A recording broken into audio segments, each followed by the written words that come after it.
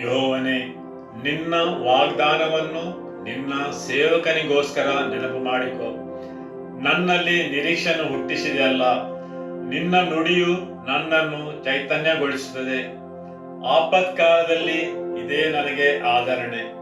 ಗರ್ವಿಷ್ಠರು ನನ್ನನ್ನು ಬಹಳವಾಗಿ ಹಾಸ್ಯ ಮಾಡಿದರು, ಆದರೂ ನಾನು ನಿಮ್ಮ ಧರ್ಮಶಾಸ್ತ್ರವನ್ನು ಬಿಡಲಿಲ್ಲ. ಯೆಹೋವನೇ, ನಿನ್ನ ಪುರಾತನ ವಿಧಿಗಳನ್ನು ನೆನಪು ಮಾಡಿಕೊಂಡು ನನ್ನನ್ನು ಸಂತೈಸಿಕೊಂಡಿದ್ದೇನೆ. ನಿನ್ನ ಧರ್ಮಶಾಸ್ತ್ರ ಭ್ರಷ್ಟರಾದ ದುಷ್ಟರಿಗಾಗಿ ಉರಿಗೊಂಡಿದ್ದೇನೆ. ನನ್ನ ಪ್ರವಾಸದ ಮನೆಯಲ್ಲಿ ನಿನ್ನ ನಿಬಂಧನೆಗಳು ನನಗೆ ಗಾಯನವಾದವು. ಯೆಹೋವನೇ, ರಾತ್ರಿಯಲ್ಲಿ ನಿನ್ನ ನಾಮವನ್ನು ಸ್ಮರಿಸಿಕೊಳ್ಳುತ್ತೇನೆ.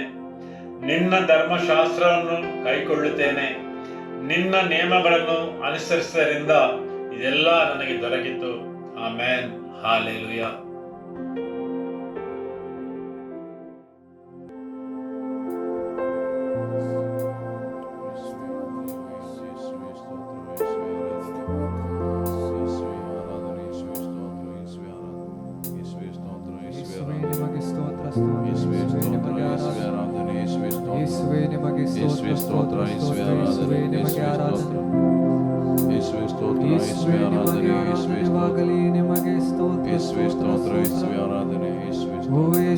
ನಿಮಗೆ ಆರಾಧನೆ ಯೇಸುವೇ, ನಿಮಗೆ ಸ್ತೋತ್ರ ಸ್ತೋತ್ರ ಸ್ತೋತ್ರ.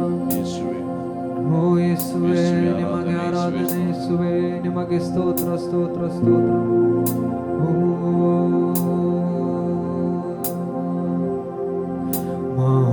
ಮಹೋನ್ನತನೇ, ನಿನ್ನಾಶ್ರಯದಿ ನವಾಸಿಸುವೆನು.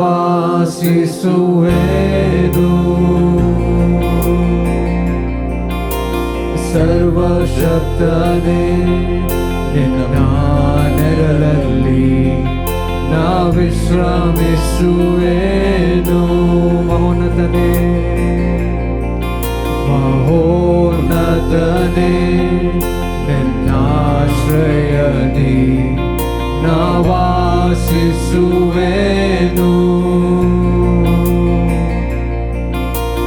ಸರ್ವಶಕ್ತನೇ, ನಿನ್ನ ನೆರಳಲ್ಲಿ ನಾ ವಿಶ್ರಮಿಸುವೆನು.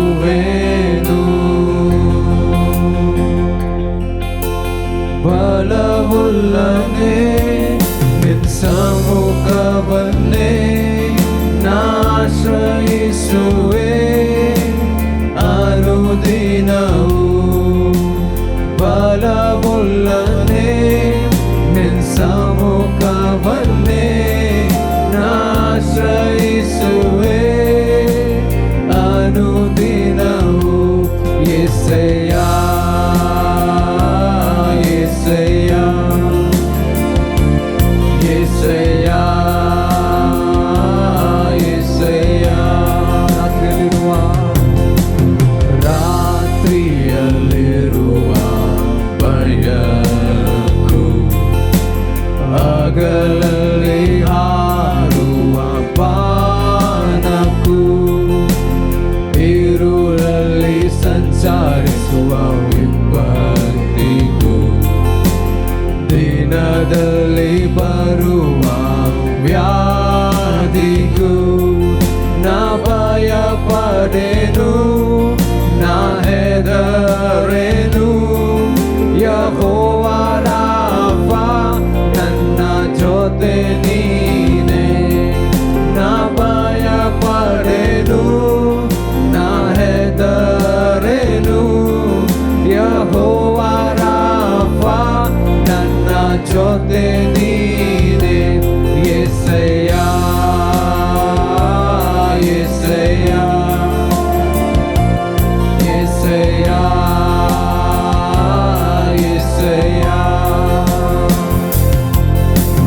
ಸಾವಿರ ಜನರು ಸತ್ತು ಬಿದ್ದರು, 10,000 ಜನರು ಸುತ್ತಲಿದ್ದರು. ಅಂಧಕಾರವು ನನ್ನ ಮರೆಸಿದರು, ಮರಣ ಭಯವು ನನ್ನ ಬಾಧಿಸಿದರು. ನಾ ಭಯಪಡೆ ಭಯಪಡೆನು ನಾ ಹೆದರೆನು ಯೆಹೋವ ನೀಸಿ ನನ್ನ ಜೊತೆ ನೀನೇ ನಾ ಭಯಪಡೆನು ನಾ ಹೆದರೆನು ಯೆಹೋವ ನೀಸಿ ನನ್ನ ಜೊತೆ ನೀನೇ ಯೆಹೋವ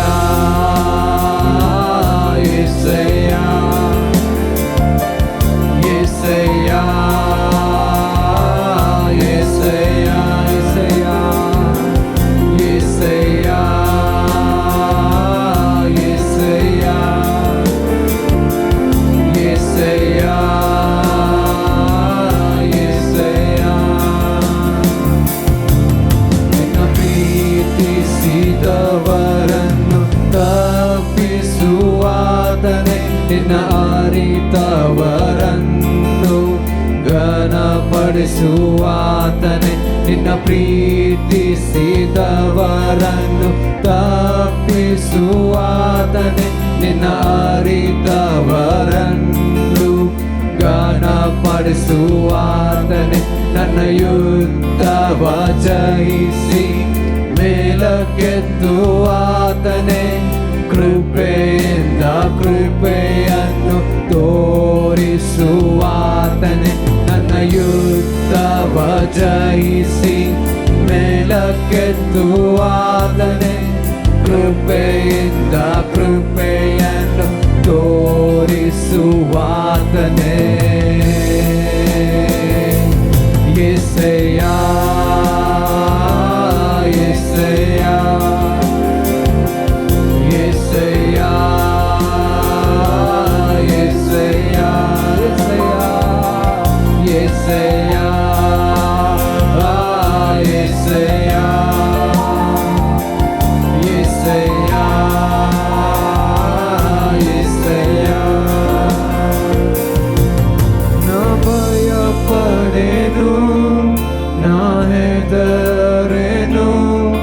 ಯೆಹೋವ ಶಾಲೋಮ್ ನನ್ನ ಜೊತೆ ನೀನೆ ನಾ ಭಯಪಡೆನು ನಾ ಹೆದರೆನು ಯೆಹೋವ ಶಾಲೋಮ್ ನನ್ನ ಜೊತೆ ನೀನೆ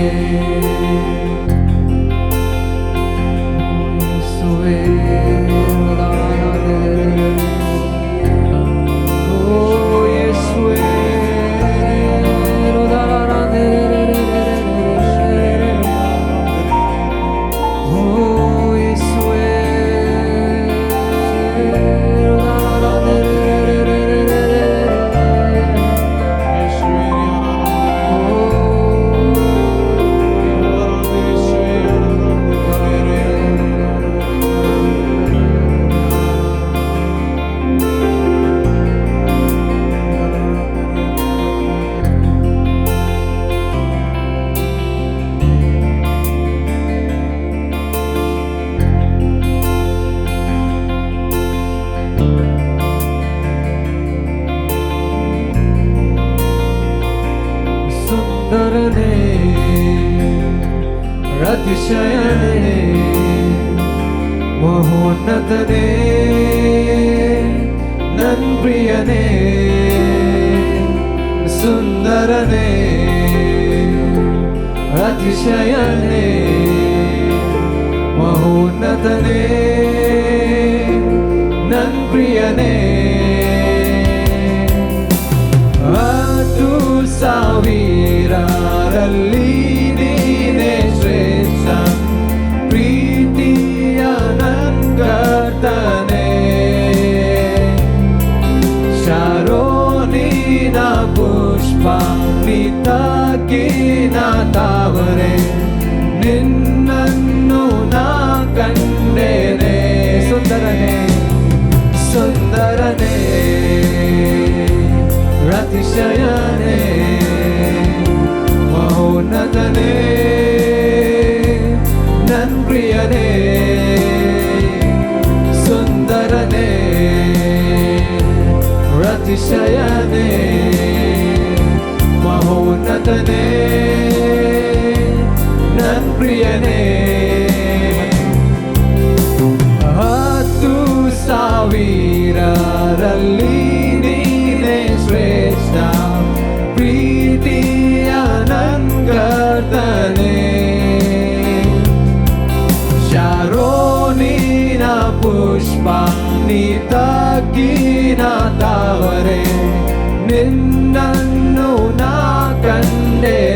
10,000ರಲ್ಲಿ 10,000ರಲ್ಲಿ ನೀನೇ ಶ್ರೇಷ್ಠ ಪ್ರೀತಿಯ ನಂಗತನೆ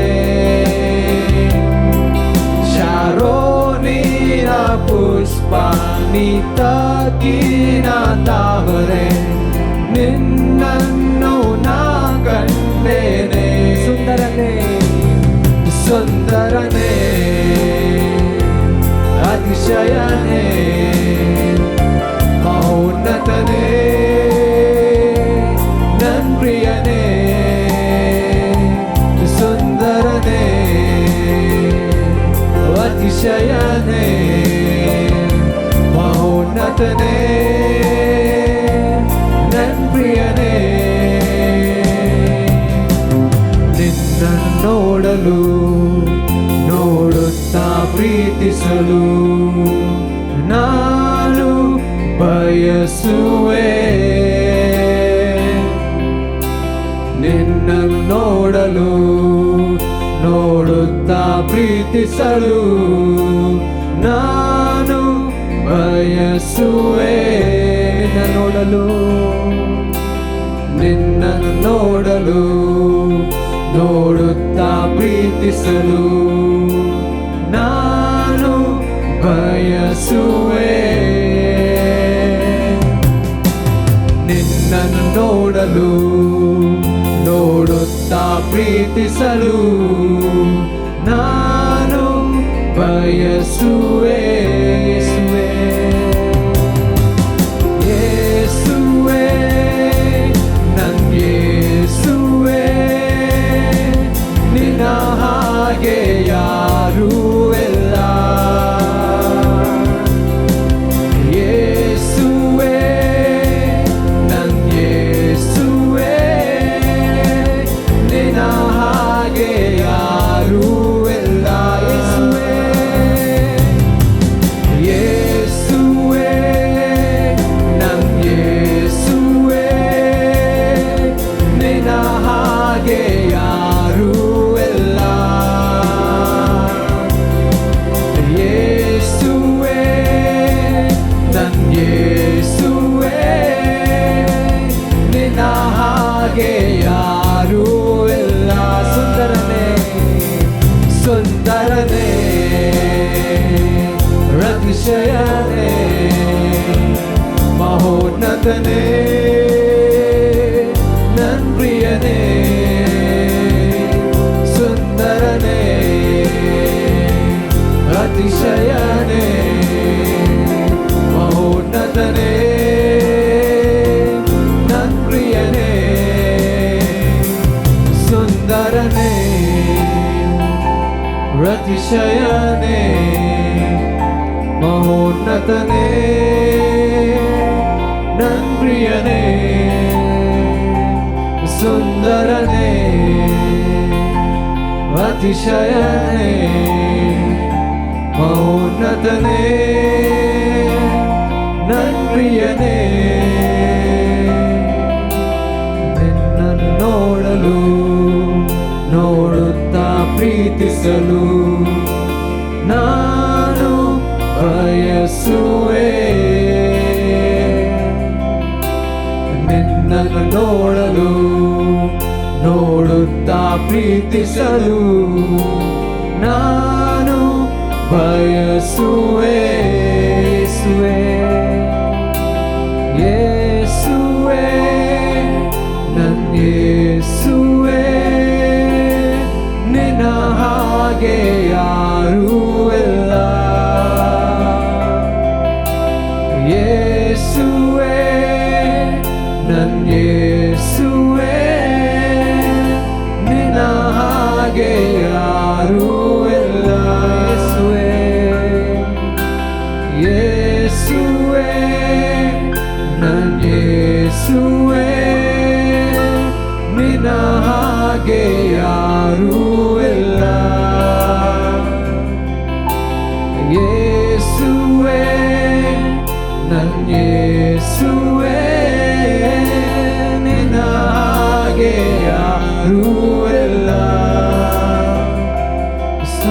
ಸುಂದರನೇ ಅತಿಶಯನೇ ಮಹೋನ್ನತನೇ ನನ್ ಪ್ರಿಯನೇ ಸುಂದರನೇ ಅತಿಶಯನೇ ಮಹೋನ್ನತನೇ ನನ್ ಪ್ರಿಯನೇ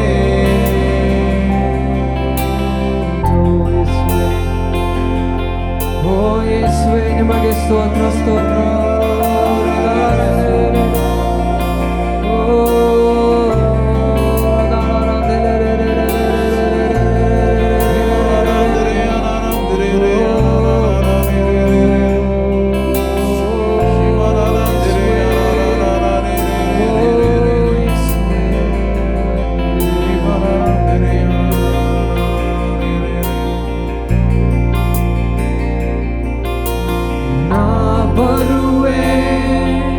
ನಿನ್ನ ಪಾದದ ಬಳಿಗೆ ಯೇಸುವೇ ನನ್ನ ರಾಜನೇ ಪ್ರಭಾವುಲ್ಲ ನಿನ್ನ ಪ್ರೀತಿಯನ್ನು ಬಯಸುವೆ ನನ್ನ ರಾಜನೇ ನಾ ಬರುವೆ ನಿನ್ನ ಪಾದದ ಬಳಿಗೆ ಯೇಸುವೇ ನನ್ನ ರಾಜನೇ ಪ್ರಭಾವುಲ್ಲ ನಿನ್ನ ಪ್ರೀತಿಯನ್ನು ಬಯಸುವೆ ನನ್ನ ರಾಜನೇ ನೀ ಪರಿಶುದ್ಧ ಶುದ್ಧ ಶುದ್ಧ ಶುದ್ಧ ಶುದ್ಧ ಶುದ್ಧ ನೀ ಪರಿಶುದ್ಧ ಶುದ್ಧ ಶುದ್ಧ ನೀ ಮಾತೃವೇ ನೀ ಪರಿಶುದ್ಧ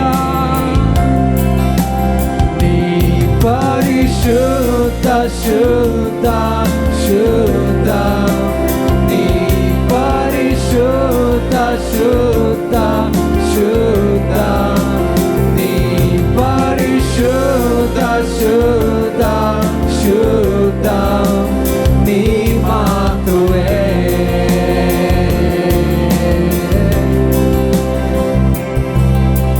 ನಾ ಬರುವೆ ನಿನ್ನ ಪಾದದ ಬಳಿಗೆ ಯೇಸುವೇ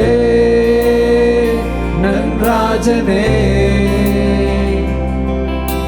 ಪ್ರಭಾವುಲ್ಲ ನಿನ್ನ ಪ್ರೀತಿಯನ್ನು ಬಯಸುವೆ ನನ್ನ ರಾಜನೇ ನಾ ಬರುವೆ ನಿನ್ನ ಪಾದದ ಬಳಿಗೆ ಯೇಸುವೇ ನನ್ನ ರಾಜನೇ ಪ್ರಭಾವುಲ್ಲ ನಿನ್ನ ಪ್ರೀತಿಯನ್ನು ಬಯಸುವೆ ನನ್ನ ರಾಜನೇ ನೀ ಪರಿಶುದ್ಧ ಶುದ್ಧ ಶುದ್ಧ ನೀ ಪರಿಶುದ್ಧ ಶುದ್ಧ ಶುದ್ಧ ನೀ ಪರಿಶುದ್ಧ ಶುದ್ಧ ಶುದ್ಧ ನೀ ಮಾತ್ರವೇ ಪರಿಶುದ್ಧ ನೀ ಪರಿಶುದ್ಧ ಶುದ್ಧ ಶುದ್ಧ ನೀ ಪರಿಶುದ್ಧ ಶುದ್ಧ ಶುದ್ಧ ನೀ ಪರಿಶುದ್ಧ ಶುದ್ಧ ಶುದ್ಧ ನೀ ಮಾತ್ರವೇ ನೀ ಎಲ್ಲಕ್ಕೆ ಯೋಗ್ಯನು ನೀ ಎಲ್ಲಕ್ಕೆ ಯೋಗ್ಯನು ನಿನ್ನಿಂದಲೇ ಎಲ್ಲವೂ ನಿನಗಾಗಿ ಎಲ್ಲವೂ ನಿಮಗೆ ಮಾತ್ರ ಮಹಿಮೆ ನೀ ಎಲ್ಲಕ್ಕೆ ಯೋಗ್ಯನು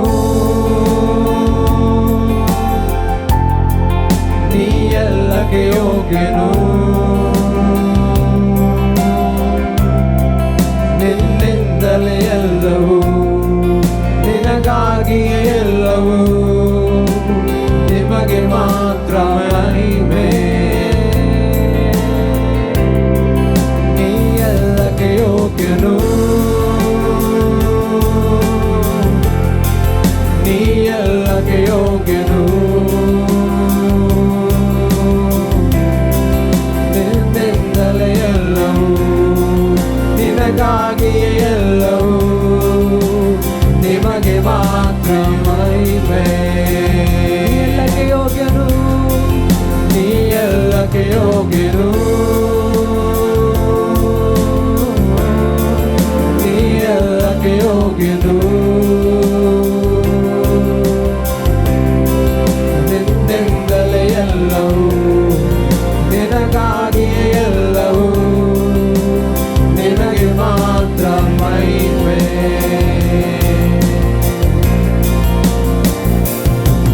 ನೀ ಮಾತ್ರ ಸಾಕು ನೀ ಮಾತ್ರ ಸಾಕು ನೀ ಮಾತ್ರ ಸಾಕು ನನಗೆ ನೀ ಮಾತ್ರ ಸಾಕು ನೀ ಮಾತ್ರ ಸಾಕು ನೀ ಮಾತ್ರ ಸಾಕು ನನಗೆ ನೀ ಮಾತ್ರ ಸಾಕು ನೀ ಮಾತ್ರ ಸಾಕು ನೀ ಮಾತ್ರ ಸಾಕು ನನಗೆ ನೀ ಸಾಕೆ ನನಗೆ ನೀ ಸಾಕೆ ನನಗೆ ನೀ ಸಾಕೆ ನನಗೆ ಯೇಸುವೇ ನೀ ಸಾಕೆ ನನಗೆ ನೀ ಸಾಕೆ ನನಗೆ ನೀ ಸಾಕೆ ನನಗೆ ಯೇಸುವೇ ನೀ ಸಾಕೆ ನನಗೆ ನೀ ಸಾಕೆ ನನಗೆ ನೀ ಸಾಕೆ ನನಗೆ ಯೇಸುವೇ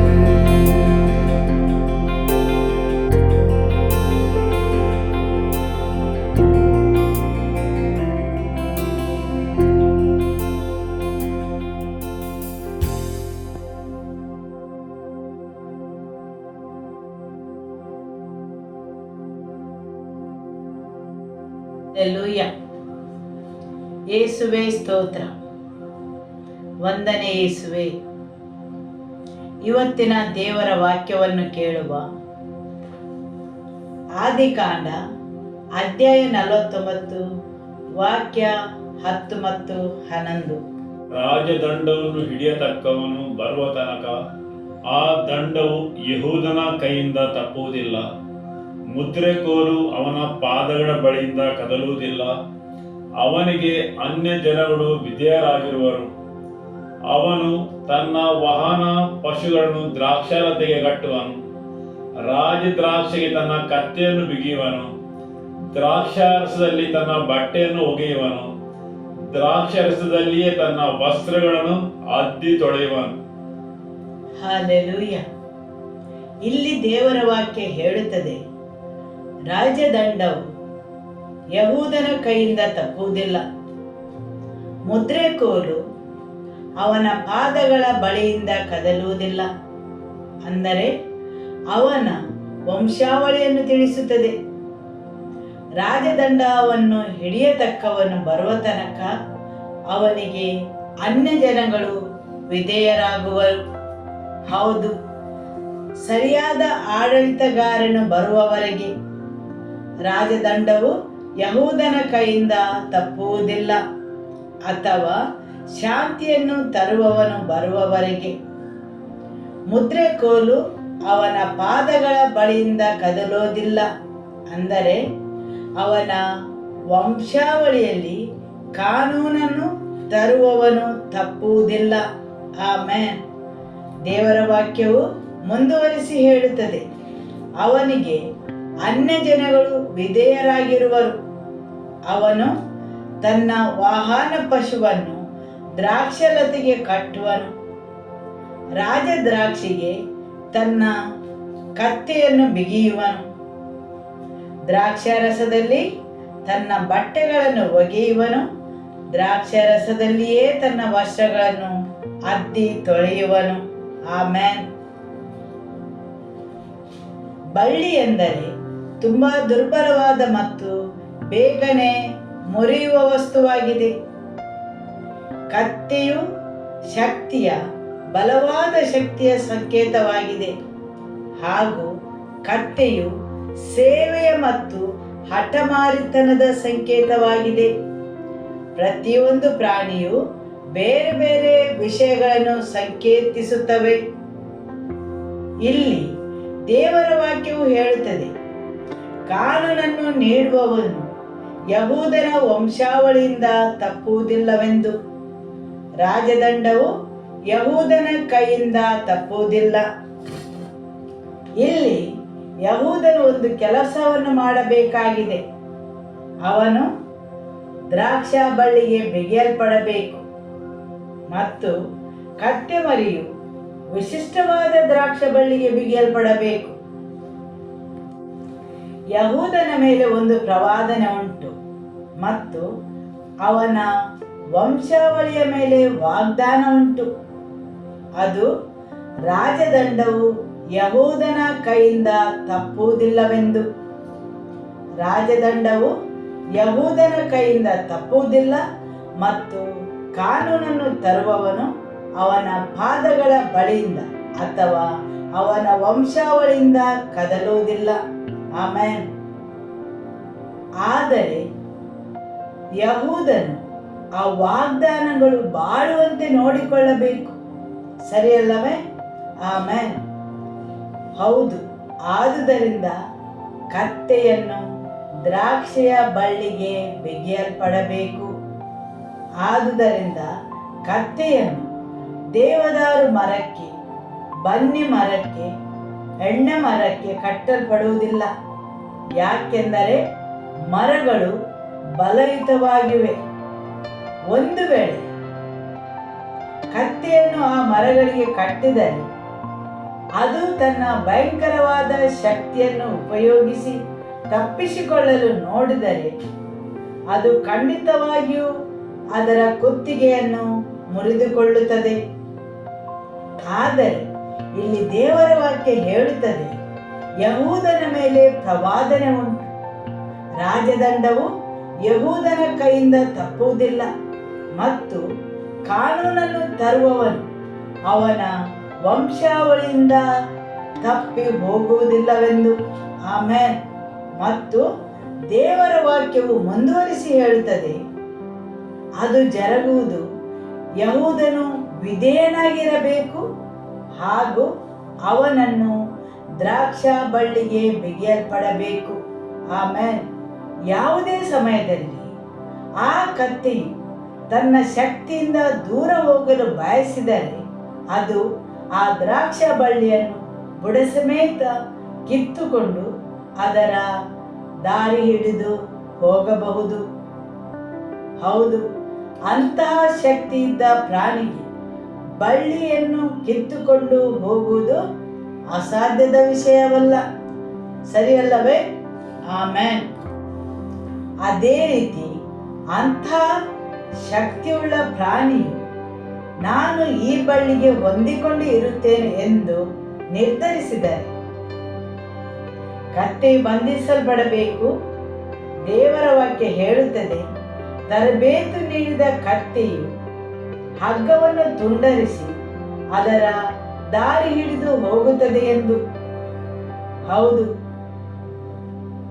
ತರಬೇತು ನೀಡದ ಕತ್ತೆ ಹಗ್ಗವನ್ನು ತುಂಡರಿಸಿ ತಾನು ಬಯಸಿದಂತೆ ತನ್ನ ದಾರಿ ಹಿಡಿದು ಹೋಗುತ್ತದೆ.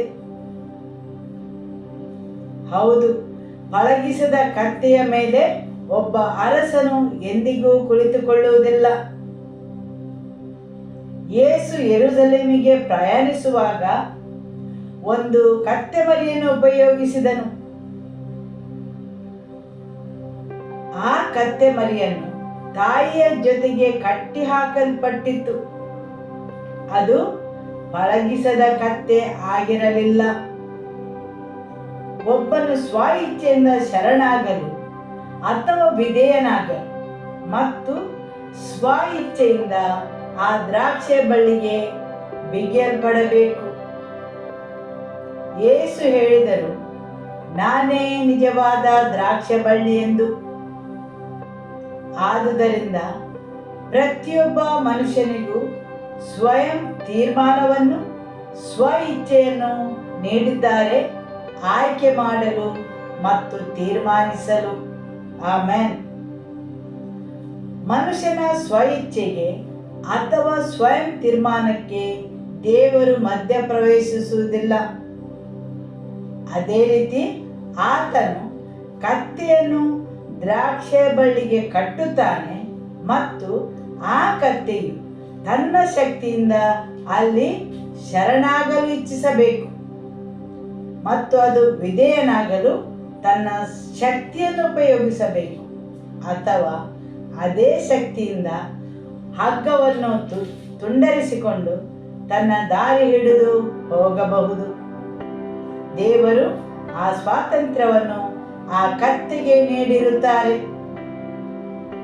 ದೇವರ ವಾಕ್ಯದಲ್ಲಿ ನನ್ನ ಹೃದಯವನ್ನು ಅತಿಯಾಗಿ ಮುಟ್ಟಿದ ದೇವರ ವಾಕ್ಯವೆಂದರೆ ಯೆಶಾಯನ ಗ್ರಂಥ ಅಧ್ಯಾಯ 1 ವಾಕ್ಯ 3.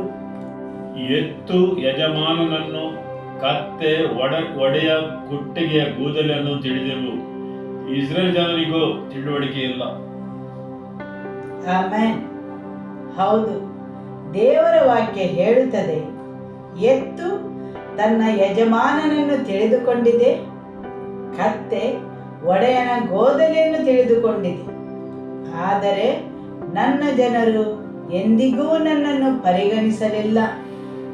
ಹೌದು, ದೇವರ ವಾಕ್ಯದಲ್ಲಿ ಹೇಳಿದೆ, ಕತ್ತೆಯು ಅತ್ಯಂತ ಮೂರ್ಖ ಪ್ರಾಣಿ ಎಂದು.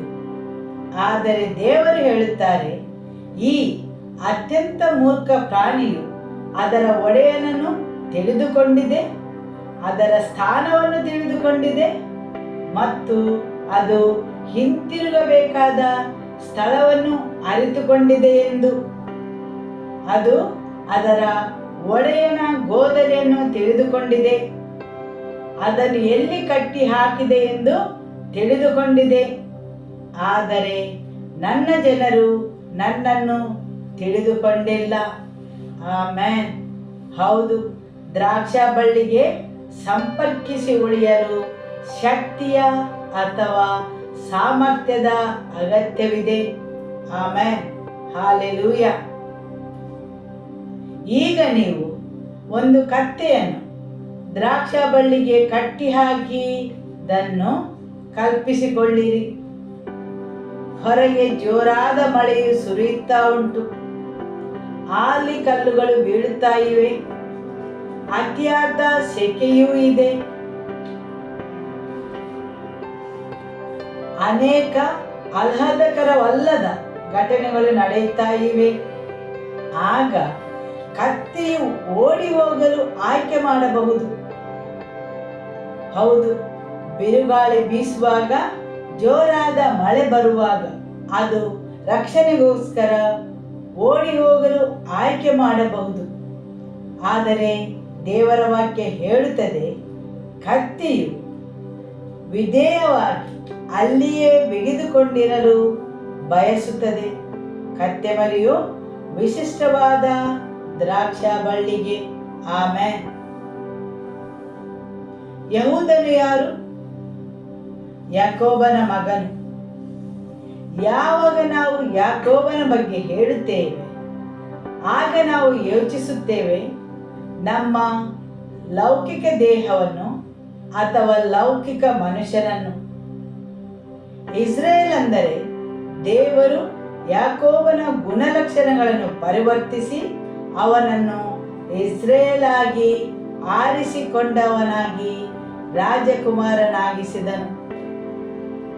ಯಾಕೋಬನ ಮಗನು ಅವನ ತಂದೆಯ ಸ್ವಭಾವವನ್ನು ಹೊಂದಿದ್ದನು.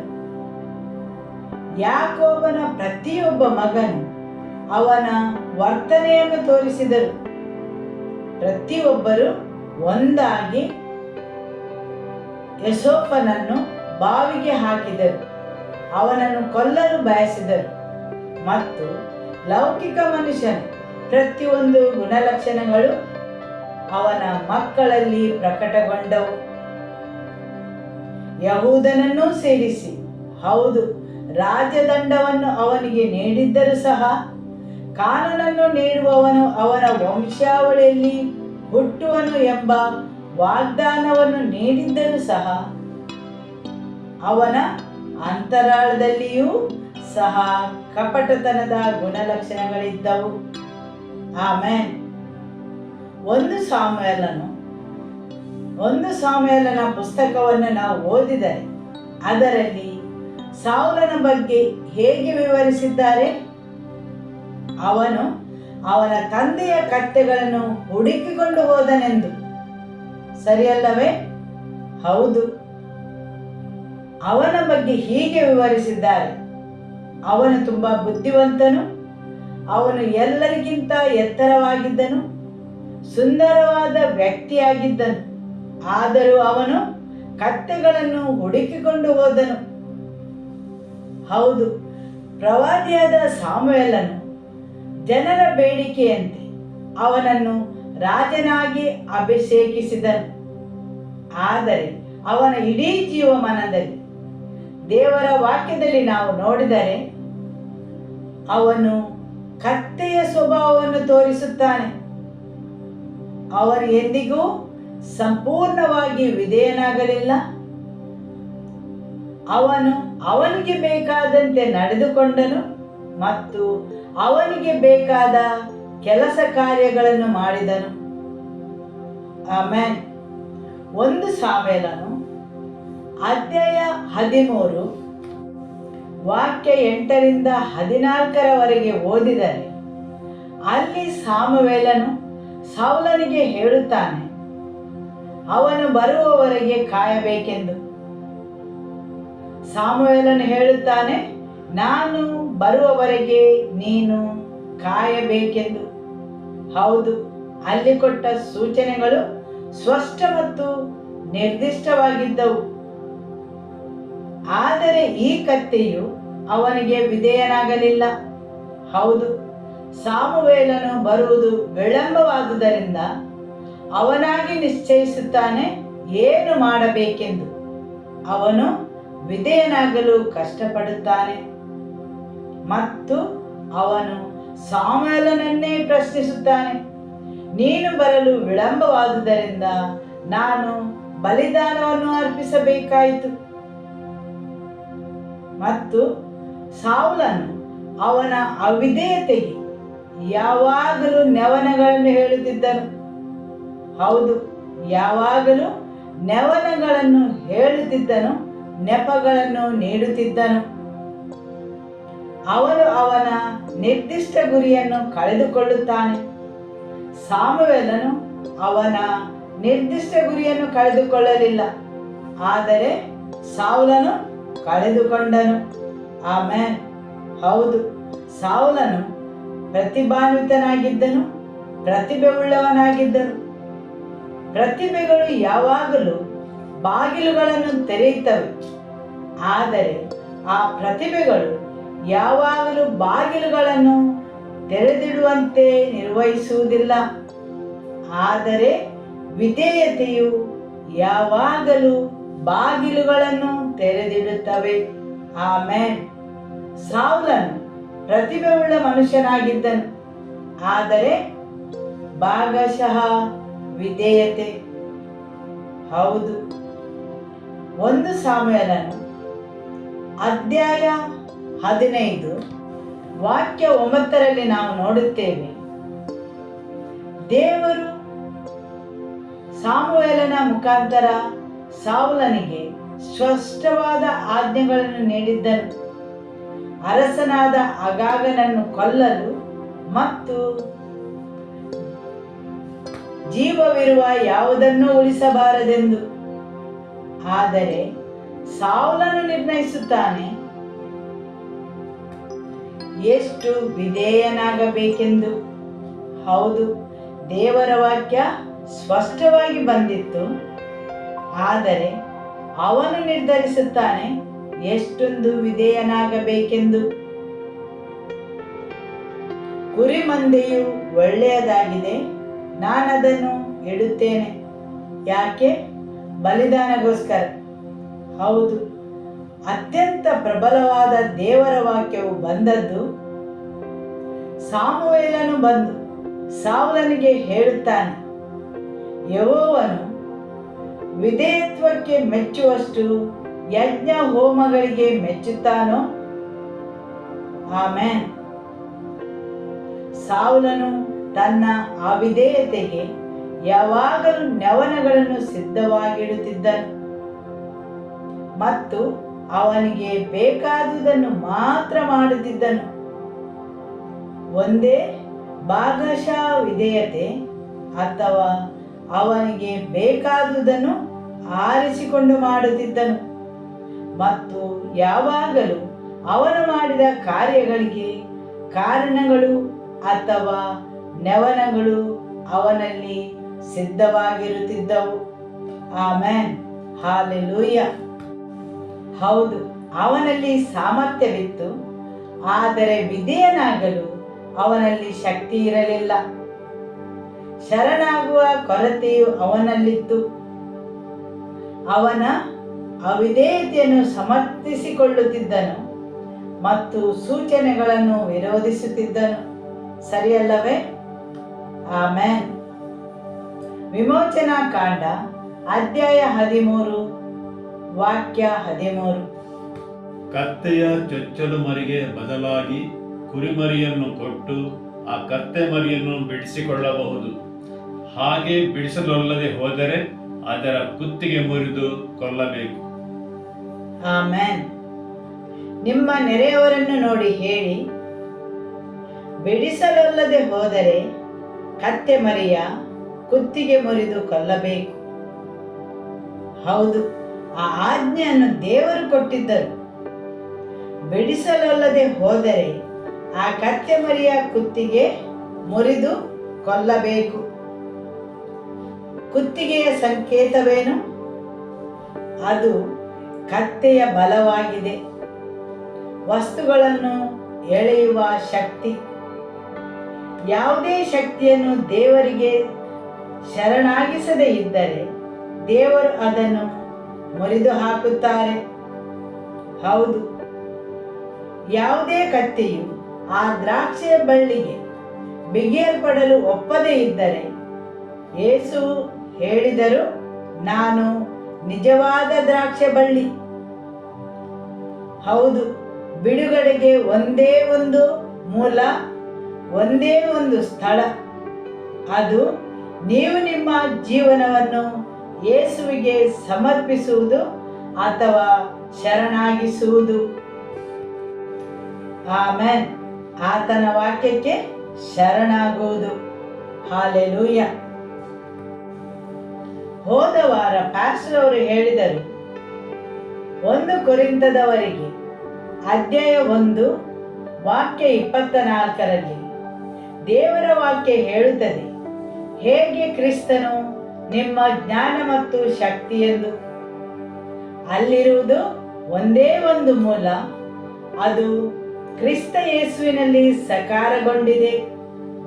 ಹೌದು, ಆ ಜ್ಞಾನ ಮತ್ತು ಶಕ್ತಿಯು ಕ್ರಿಸ್ತ ಯೇಸುವಿನಲ್ಲಿ ಮಾತ್ರ ಸಕಾರಗೊಂಡಿದೆ, ಬೇರೆ ಎಲ್ಲಿಯೂ ಇಲ್ಲ.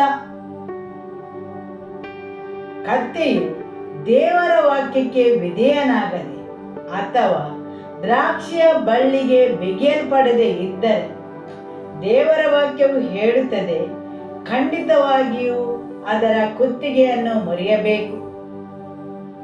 ಒಂದು ವೇಳೆ ಆ ಕತ್ತೆ ಮರಿಯನ್ನು ಬಿಡುಗಡೆಗೊಳಿಸದೇ ಇದ್ದರೆ, ಇಲ್ಲಿ ಸೌಲನು ತನ್ನದೇ ದಾರಿಯಲ್ಲಿ ನಡೆದುಕೊಂಡು ಹೋಗುತ್ತಿದ್ದನು. ಹೌದು, ಅವನು ಮುನ್ನಡೆಯುತ್ತಾ ಇದ್ದನು. ಅವನು ದಾವೀದನನ್ನು ಹಿಂಬಾಲಿಸುತ್ತಿದ್ದನು. ಪ್ರತಿಯೊಂದನ್ನು ತನ್ನದೇ ಆದ ಮಾರ್ಗದಲ್ಲಿ ಮಾಡುತ್ತಿದ್ದನು. ಕೊನೆಗೆ ಫಿಲಿಸ್ತಿಯರು ಅವನನ್ನು ಕೊಂದರು. ಅವನು ಅವನದೇ ಖಡ್ಗದ ಮೇಲೆ ಬಿದ್ದು ತನ್ನನ್ನೇ ನಾಶಪಡಿಸಿಕೊಂಡನು.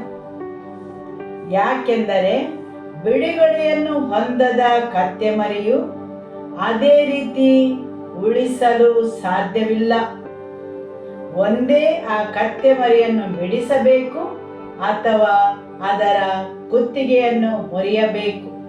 ಸರಿಯಲ್ಲವೇ? ಆಮೆನ್. ಹೋದ ಸಲ ನಾವು ಕೊಚ್ಚಿನ್ನಲ್ಲಿರುವಾಗ ಪಾಸ್ಟರ್ ಅವರ ಬಳಿಗೆ ಪ್ರಾರ್ಥನೆಗೆ ಹೋದೆ. ಪ್ರಾರ್ಥಿಸಲು ಪ್ರಾರಂಭಿಸಿ ಮಧ್ಯದಲ್ಲಿಯೇ ಅವರು ನಿಲ್ಲಿಸಿದರು ಮಂಗಳೂರಿನ ದೇವರ ಸಭೆಯಲ್ಲಿರುವ ಜನರು ಆ ಸಭೆಯನ್ನು ಒಂದು ಕ್ಲಬ್ ಆಗಿ ಮಾಡಿದ್ದಾರೆ. ದೇವರ ಸಭೆಯನ್ನು ಅವರು ಕ್ಲಬ್ಬಿನಂತೆ ನಡೆಸಿಕೊಳ್ಳುತ್ತಾರೆ ಎಂದರು. ನಾನು ಹಿಂತಿರುಗಿ ಬಂದ ಮೇಲೆ ಯೋಚಿಸಿದೆನು, ಹಾಗೆ ಆಗಲು ನಾನು ಕಾರಣವಾದರೆ ನಾನು ಎಲ್ಲಿ ವಿಫಲನಾದೆನು? ನಾನು ತುಂಬಾ ವಿನಯಶೀಲನಾದನೆ? ನಾನು ಶಿಸ್ತಿಗೆ ಬಳಸುವ ಕೋಲನ್ನು ಉಪಯೋಗಿಸುವಲ್ಲಿ ಸೋತೆನೆ? ಅಥವಾ ನನ್ನ ಅನ್ಯೋನ್ಯತೆ ಅವರು ಅಷ್ಟೊಂದು ಹಠಮಾರಿಯಾಗಲು ಕಾರಣವಾಯಿತೆ? ದೇವರ ಸಭೆಗೂ ಕ್ಲಬ್ಬಿಗೂ ಇರುವ ವ್ಯತ್ಯಾಸವೇನು?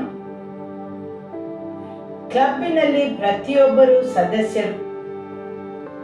ನಾನು ನಿನ್ನ ಬೆನ್ನನ್ನು ತುರಿಸುತ್ತೇನೆ, ನೀನು ನನ್ನ ಬೆನ್ನು ತುರಿಸು. ಕ್ಲಬ್ಬಿನಲ್ಲಿ ಪ್ರತಿಯೊಬ್ಬರನ್ನು ಸಮಾನರಾಗಿ ಕಾಣುತ್ತಾರೆ. ಆದರೆ ದೇವರ ಸಭೆಯಲ್ಲಿ ಪದವಿಗಳಿವೆ ಅಥವಾ ಸ್ಥಾನಗಳಿವೆ. ಜನರು ದೇವರ ಸಭೆಗೆ ಒಂದು ಸಾಮಾಜಿಕ ಒಕ್ಕೂಟಕ್ಕೆ ಬಂದ ಹಾಗೆ ಬರುವುದಿಲ್ಲ. ಅವರು ಅಲ್ಲಿ ದೇವರ ಪ್ರಸನ್ನತೆಗೆ ಬರುತ್ತಾರೆ, ದೇವರನ್ನು ಆರಾಧಿಸಲು ಬರುತ್ತಾರೆ, ದೇವರ ವಾಕ್ಯವನ್ನು ಆಲಿಸಲು ಬರುತ್ತಾರೆ. ಯೆಶಾಯನ ಗ್ರಂಥದಲ್ಲಿ ಹೇಳಿದ ಹಾಗೆ ಜನರು ದೇವರ ವಾಕ್ಯವನ್ನು ಕೇಳಲು ಅವರ ಕಿವಿಯನ್ನು ಮಂದ ಮಾಡಿಕೊಂಡಿದ್ದಾರೆ. ಅವರ ಕಿವಿಗಳು, ಅವರ ಹೃದಯಗಳು ಮಂದವಾಗಿವೆ. ಅವರಲ್ಲಿ ದೇವರ ವಾಕ್ಯವನ್ನು ಕೇಳುವುದಿಲ್ಲ, ಅಥವಾ ಆ ದೇವರ ವಾಕ್ಯವು ಅವರಿಗೆ ಯಾವುದೇ ಲಾಭವನ್ನು ತರುವುದಿಲ್ಲ. ಮತ್ತು ನಾನು ಪಾಸ್ಟರ್ ಅವರಲ್ಲಿ ಕ್ಷಮೆಯನ್ನು ಕೇಳಿದೆನು ಮತ್ತು ಹೇಳಿದೆನು, ನಾನು ವಿಫಲನಾದರೆ ದಯಮಾಡಿ ಬೇರೆಯವರನ್ನು ಅಲ್ಲಿಗೆ ನೇಮಿಸಿರಿ ಎಂದು, ಜನರನ್ನು ಸರಿದಾರಿಗೆ ತರಲು ಮತ್ತು ಅವರನ್ನು ಅವರ ಸ್ಥಾನದಲ್ಲಿ ಇರಿಸಲು.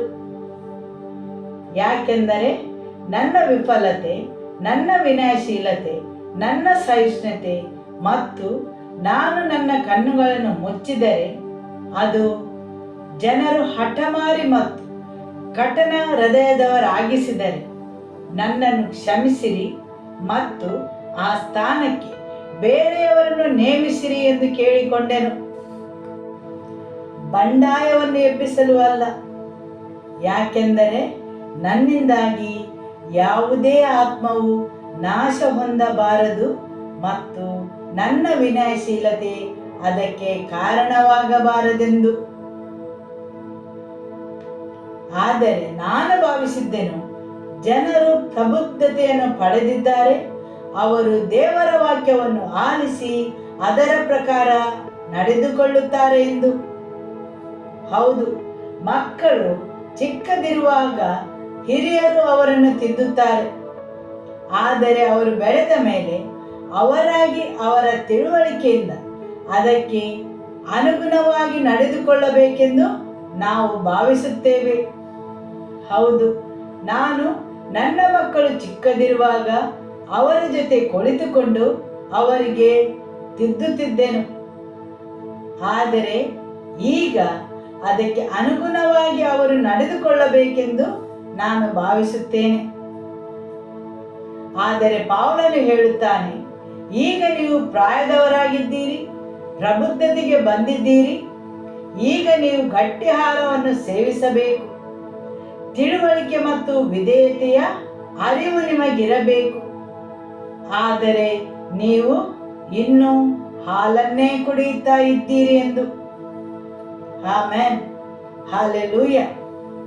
ಅನೇಕ ಸಲ ಜನರು ದೇವರ ವಾಕ್ಯವನ್ನು ಆಲಿಸುತ್ತಾರೆ, ಆದರೆ ತಮಗೆ ಬೇಕಾದುದನ್ನು ಮಾತ್ರ ಕೇಳಿಕೊಂಡು ನಡೆಯುತ್ತಾರೆ. ಅವರ ಕಿವಿಗೆ ಆಲಿಸಲು ಉತ್ತಮವಾದುದನ್ನು ಮಾತ್ರ, ದೇವರ ಆತ್ಮನಿಗೆ ಬೇಕಾದ ಹಾಗೆ ಅಲ್ಲ. ಆಮೆನ್. ಆದರೆ ದೇವರ ಆಶೀರ್ವಾದಗಳು ಹರಿಯುವುದು ಕತ್ತಿಯು ದ್ರಾಕ್ಷಿಯ ಬಳ್ಳಿಗೆ ಬಿಗಿದು ಇರುವಾಗ ಮಾತ್ರ. ಆಮೆನ್. ಕತ್ತಿಗೆ ಅದರದೇ ಆದ ಸ್ವಾತಂತ್ರ್ಯವಿದೆ. ಅದು ತನ್ನದೇ ದಾರಿಯಲ್ಲಿ ಹೋಗಬಹುದು. ಆದರೆ ಯೇಸುವಿಗೆ ಶರಣಾದರೆ ಮಾತ್ರ ಆಶೀರ್ವಾದಗಳು ಹರಿಯುತ್ತವೆ. ಯೇಸು ಹೇಳಿದರು, ನಾನು ನಿಜವಾದ ದ್ರಾಕ್ಷ ಬಳ್ಳಿ. ಆಮೆನ್. ಹಾಲೆಲೂಯ. ನಾವು ಜೀವಿಸುವ ಈ ಪ್ರಪಂಚದಲ್ಲಿ ಪ್ರತಿಯೊಂದನ್ನು ವಾಕ್ಯದ ಮುಖಾಂತರ ಸೃಷ್ಟಿಸಿದ್ದಾರೆ. ಆದುದರಿಂದ ಈ ವಾಕ್ಯಕ್ಕೆ ವಿಧೇಯರಾದರೆ ಮಾತ್ರ ದೇವರ ಆಶೀರ್ವಾದಗಳು ಹರಿಯುತ್ತವೆ. ಹಾಲೆಲೂಯ. ಆಮೆನ್. ಯೋವೇಲನ ಪುಸ್ತಕ ಅಧ್ಯಾಯ 2 ವಾಕ್ಯ 7 ಮತ್ತು 8. ಅವು ಶೂರರಂತೆ ಓಡಾಡುತ್ತವೆ, ಯೋಧರ ಹಾಗೆ ಗೋಡೆ ಏರುತ್ತವೆ, ತಮ್ಮ ತಮ್ಮ ಸಾಲುಗಳಲ್ಲಿ ನಡೆಯುತ್ತವೆ, ಆ ಸಾಲುಗಳನ್ನು ಮುರಿಯುವುದಿಲ್ಲ. ಆಮೆನ್. ಇಲ್ಲಿ ಒಂದು ಸೈನ್ಯ ಮತ್ತು ಶೂರರು ಹೇಗೆ ಮುನ್ನಡೆದು ಹೋಗುತ್ತಾರೆ ಎಂಬುದರ ಬಗ್ಗೆ ತಿಳಿಸಿದೆ.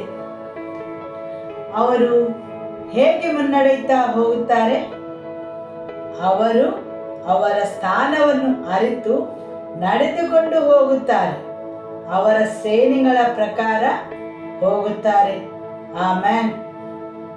ಆದಿಕಾಂಡ ಅಧ್ಯಾಯ 3ರಲ್ಲಿ ದೇವರು ಆದಾಮನನ್ನು ಕೇಳುತ್ತಾರೆ, ಆದಾಮನೇ, ನೀನು ಎಲ್ಲಿದ್ದಿ? ದೇವರು ಅವನ ಭೂಗೋಳದ ಸ್ಥಳದ ಬಗ್ಗೆ ಕೇಳುತ್ತಾರೆಯೇ? ದೇವರು ಹೇಳುತ್ತಾರೆ, ನಾನು ನಿನ್ನನ್ನು ನಿನ್ನ ಸ್ಥಾನದಲ್ಲಿ ಇರುವುದನ್ನು ನೋಡಲಿಲ್ಲ. ನಾನು ಇಟ್ಟ ಆ ಶ್ರೇಣಿಯಲ್ಲಿ, ಅಧಿಕಾರದ ಸ್ಥಾನದಲ್ಲಿ ನಾನು ನಿನ್ನನ್ನು ನೋಡಲಿಲ್ಲ. ನೀನು ಎಲ್ಲಿದ್ದಿ? ನೀನು ಯಾಕೆ ನಿನ್ನ ಶ್ರೇಣಿಯನ್ನು ಕಳೆದುಕೊಂಡಿದ್ದಿ? ಆಮೆನ್.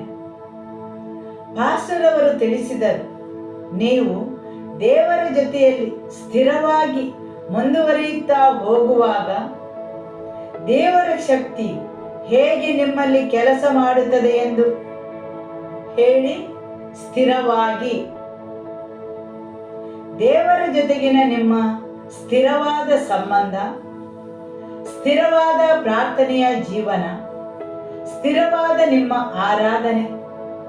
ಹೌದು, ನಿಮ್ಮ ಜೀವನದಲ್ಲಿ ಸ್ಥಿರವಾದ ಪ್ರಾರ್ಥನೆ, ಆರಾಧನೆ, ಸಂಬಂಧ ಮತ್ತು ಮುಂದುವರಿಯುವಿಕೆಯು ಇರಬೇಕು. ಹಾಲೆಲೂಯ. ಆಮೆನ್. ಮತ್ತು ದೇವರ ವಾಕ್ಯದ ಬಗ್ಗೆ ವಿವರಿಸುತ್ತಾ ಹೇಳಿದರು, ನಿರ್ದಿಷ್ಟ ಹಂತದ ದೇವರ ಬಲವು ಬರುವುದು ಜನರ ಗುಣಲಕ್ಷಣಗಳ ಮೇಲೆ ಹೊಂದಿಕೊಂಡು. ಆಮೆನ್. ಹೌದು, ಅವರಲ್ಲಿ ಒಳ್ಳೆಯ ಗುಣಲಕ್ಷಣಗಳು ಇರಬೇಕು. ಅವರಲ್ಲಿ ನೈತಿಕತೆಯೂ ಇರಬೇಕು.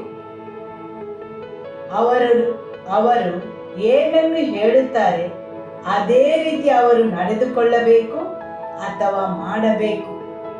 ಹೌದು, ಏನನ್ನು ನೀವು ಯೋಚಿಸುತ್ತೀರಿ, ಏನನ್ನು ನೀವು ಹೇಳುತ್ತೀರಿ ಮತ್ತು ಏನನ್ನು ನೀವು ಮಾಡುತ್ತೀರಿ, ಅದು ಒಂದೇ ರೀತಿಯಾಗಿರಬೇಕು, ಸಮಾನವಾಗಿರಬೇಕು. ಆಮೆನ್. ಹಾಲೆಲೂಯ. ಹೌದು, ನೀವು ಏನನ್ನೋ ಹೇಳಿ ಏನನ್ನೋ ಮಾಡಿದರೆ ಅದು ನಿಮ್ಮ ನೈತಿಕತೆಯ ಕೊರತೆಯನ್ನು ತೋರಿಸುತ್ತದೆ. ಆಮೆನ್. ನಿಮ್ಮ ಗುಣಲಕ್ಷಣಗಳ ಕೊರತೆಯನ್ನು ತೋರಿಸುತ್ತದೆ. ಅಂತಹ ಪಾತ್ರೆಗಳ ಮೇಲೆ ದೇವರು ತನ್ನ ಬಲವನ್ನು, ಶಕ್ತಿಯನ್ನು ತುಂಬಿಸುವುದಿಲ್ಲ. ಹೌದು, ನೈತಿಕತೆ ಮತ್ತು ಗುಣಲಕ್ಷಣಗಳ ಕೊರತೆ ಇರುವ ಪಾತ್ರೆಯಲ್ಲಿ ದೇವರು ತನ್ನ ಶಕ್ತಿಯನ್ನು ತುಂಬಿಸುವುದಿಲ್ಲ. ನಿಮ್ಮ ಸನ್ನಿವೇಶವು ಎಷ್ಟೊಂದು ಕಷ್ಟದಿಂದ ತುಂಬಿಕೊಂಡಿದ್ದರೂ ಸಹ ನೀವು ಏನನ್ನು ಹೇಳುತ್ತೀರಿ ಅದು ದೇವರಿಗೆ ಮುಖ್ಯವಾಗಿದೆ. ನಿಮ್ಮ ಗುಣಲಕ್ಷಣ, ನಿಮ್ಮ ನೈತಿಕತೆ. ಆಮೆನ್. ಹಾಲೆಲೂಯ. ಧರ್ಮೋಪದೇಶ ಕಾಂಡ ಅಧ್ಯಾಯ 8 ವಾಕ್ಯ 2. ನಿಮ್ಮ ದೇವರಾದ ಯೆಹೋವನು ನಿಮ್ಮನ್ನು ಈ 40 ವರ್ಷ ಅರಣ್ಯದಲ್ಲಿ ನಡೆಸಿದ್ದನ್ನು ನೀವು ತನ್ನ ಆಜ್ಞೆಗಳನ್ನು ಕೈಕೊಳ್ಳುವವರು ಅಲ್ಲವೋ ಎಂದು ತಿಳಿದುಕೊಳ್ಳುವುದಕ್ಕೆ ನಿಮ್ಮನ್ನು ಕಷ್ಟಕ್ಕೆ ಒಳಪಡಿಸಿ ನಿಮ್ಮ ಮನೋಭಾವವನ್ನು ಪರೀಕ್ಷಿಸಿದನ್ನು ನೆನಪಿಗೆ ತಂದುಕೊಳ್ಳಿರಿ. ಆಮೆನ್. ಹೌದು, ದೇವರು ಅವರನ್ನು ಅರಣ್ಯದ ಮುಖಾಂತರ ನಡೆಸಿಕೊಂಡು ಹೋದರು. ಯಾಕಾಗಿ? ಅವರನ್ನು ಪರೀಕ್ಷಿಸಲು. ನಿಮ್ಮ ನೆರೆಯವರನ್ನು ನೋಡಿ ಹೇಳಿ, ದೇವರು ಕೆಲವೊಂದು ಸನ್ನಿವೇಶಗಳನ್ನು ನಿಮ್ಮ ಜೀವನದಲ್ಲಿ ತರುವುದು ನಿಮ್ಮ ಹೃದಯವನ್ನು ಪರೀಕ್ಷಿಸಲು. ಹೌದು, ನಿಮ್ಮ ಹೃದಯವನ್ನು ಪರೀಕ್ಷಿಸಲು. ದೇವರಿಗೆ ನಿಮ್ಮ ಹೃದಯದ ಬಗ್ಗೆ ತಿಳಿದಿಲ್ಲವೆಂದಲ್ಲ, ಅವರಿಗೆ ಸರಿಯಾಗಿ ತಿಳಿದಿದೆ. ಆದರೆ ನಿಮ್ಮ ಹೃದಯದಲ್ಲಿ ಏನಿದೆ ಎಂದು ನಿಮಗೆ ತೋರಿಸುವುದಕ್ಕೋಸ್ಕರ ಆ ಪರೀಕ್ಷೆಗಳನ್ನು ಮಾಡುತ್ತಾರೆ. ದೇವರು ಅದೆಲ್ಲವನ್ನು ಮೊದಲೇ ನೋಡಿದ್ದಾರೆ. ಆದರೆ ಮನುಷ್ಯನಿಗೆ ಅವನ ಹೃದಯದ ಪರಿಸ್ಥಿತಿಯನ್ನು ತೋರಿಸಲು ಕಷ್ಟವಾಗುವುದರಿಂದ ದೇವರು ಅವನಿಗೆ ಅಂತಹ ಪರೀಕ್ಷೆಗಳನ್ನು ನೀಡುತ್ತಾರೆ.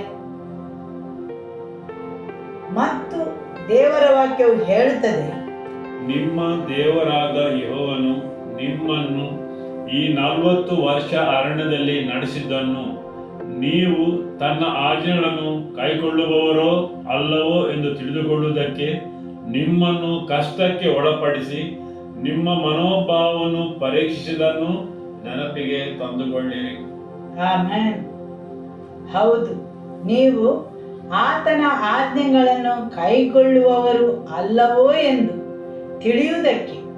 ಹೌದು, ನಿಮ್ಮ ಮರುಭೂಮಿಯ ಅನುಭವ ಮತ್ತು ವಿರುದ್ಧವಾದ ಪರಿಸ್ಥಿತಿಗಳಲ್ಲಿ ನೀವು ದೇವರ ವಾಕ್ಯಕ್ಕೆ ವಿಧೇಯರಾಗುವಿರೋ ಇಲ್ಲವೋ ಎಂದು ತಿಳಿದುಕೊಳ್ಳುವುದಕ್ಕೆ. ನಿಮಗೆ ದೇವರ ವಾಕ್ಯ ಮುಖ್ಯವೋ ಅಥವಾ ನಿಮ್ಮ ದಾರಿ ಮುಖ್ಯವೋ ಎಂದು ತಿಳಿಯಪಡಿಸಲು. ಹೌದು, ದೇವರು ನಿಮ್ಮನ್ನು ಪರೀಕ್ಷಿಸುತ್ತಾರೆ. ಜನರ ಹೃದಯದಲ್ಲಿ ಏನಿದೆ ಎಂದು ಅವರು ತಿಳಿದುಕೊಳ್ಳಲು ದೇವರು ಅವರನ್ನು ಪರೀಕ್ಷಿಸುತ್ತಾರೆ. ಮನುಷ್ಯನ ಹೃದಯವು ಬೇರೆ ಎಲ್ಲದಕ್ಕಿಂತಲೂ ವಂಚಕ. ಅದು ಹೃದಯದ ಯಜಮಾನನನ್ನೇ ವಂಚಿಸುತ್ತದೆ. ಆದುದರಿಂದ ದೇವರು ಮನುಷ್ಯನಿಗೆ ತೋರಿಸುತ್ತಾರೆ, ನಿನ್ನ ಹೃದಯವು ಎಷ್ಟೊಂದು ವಂಚಿಸುತ್ತದೆ ಎಂದು.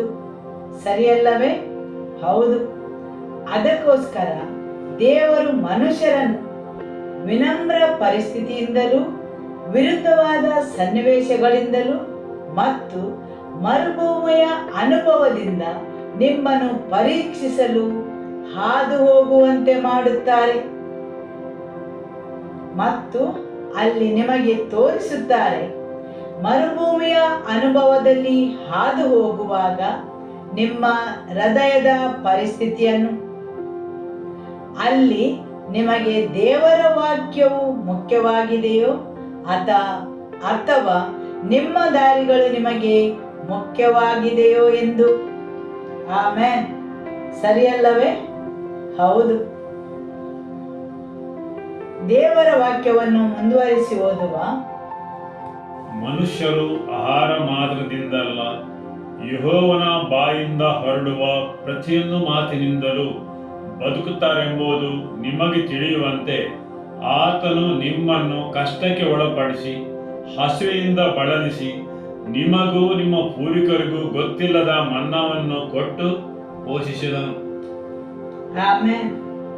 ಹೌದು, ಅಂತಹ ವಿರುದ್ಧವಾದ ಸನ್ನಿವೇಶದಲ್ಲಿ ನೀವು ಹಸಿವೆಯಿಂದ ಹಾದು ಹೋಗುವಂತೆ ಮಾಡಿದರು. ಯಾಕಾಗಿ? ನಿಮಗೆ ತಿಳಿಯುವಂತೆ ನಿಮ್ಮ ನೆರೆಯವರನ್ನು ನೋಡಿ ಹೇಳಿ, ನಿಮಗೆ ತಿಳಿಯುವಂತೆ. ಮನುಷ್ಯರು ಆಹಾರದಿಂದ ಮಾತ್ರವಲ್ಲ, ಯೆಹೋವನ ಬಾಯಿಂದ ಹೊರಡುವ ಪ್ರತಿಯೊಂದು ಮಾತಿನಿಂದಲೂ ಬದುಕುತ್ತಾರೆಂದು ನಿಮಗೆ ತಿಳಿಯುವಂತೆ. ಆಮೆನ್. ಹೌದು, ದೇವರಿಗೆ ಆತನ ವಾಕ್ಯವು ಮುಖ್ಯವಾಗಿದೆ, ಸರಿಯಲ್ಲವೇ? ಆಮೆನ್.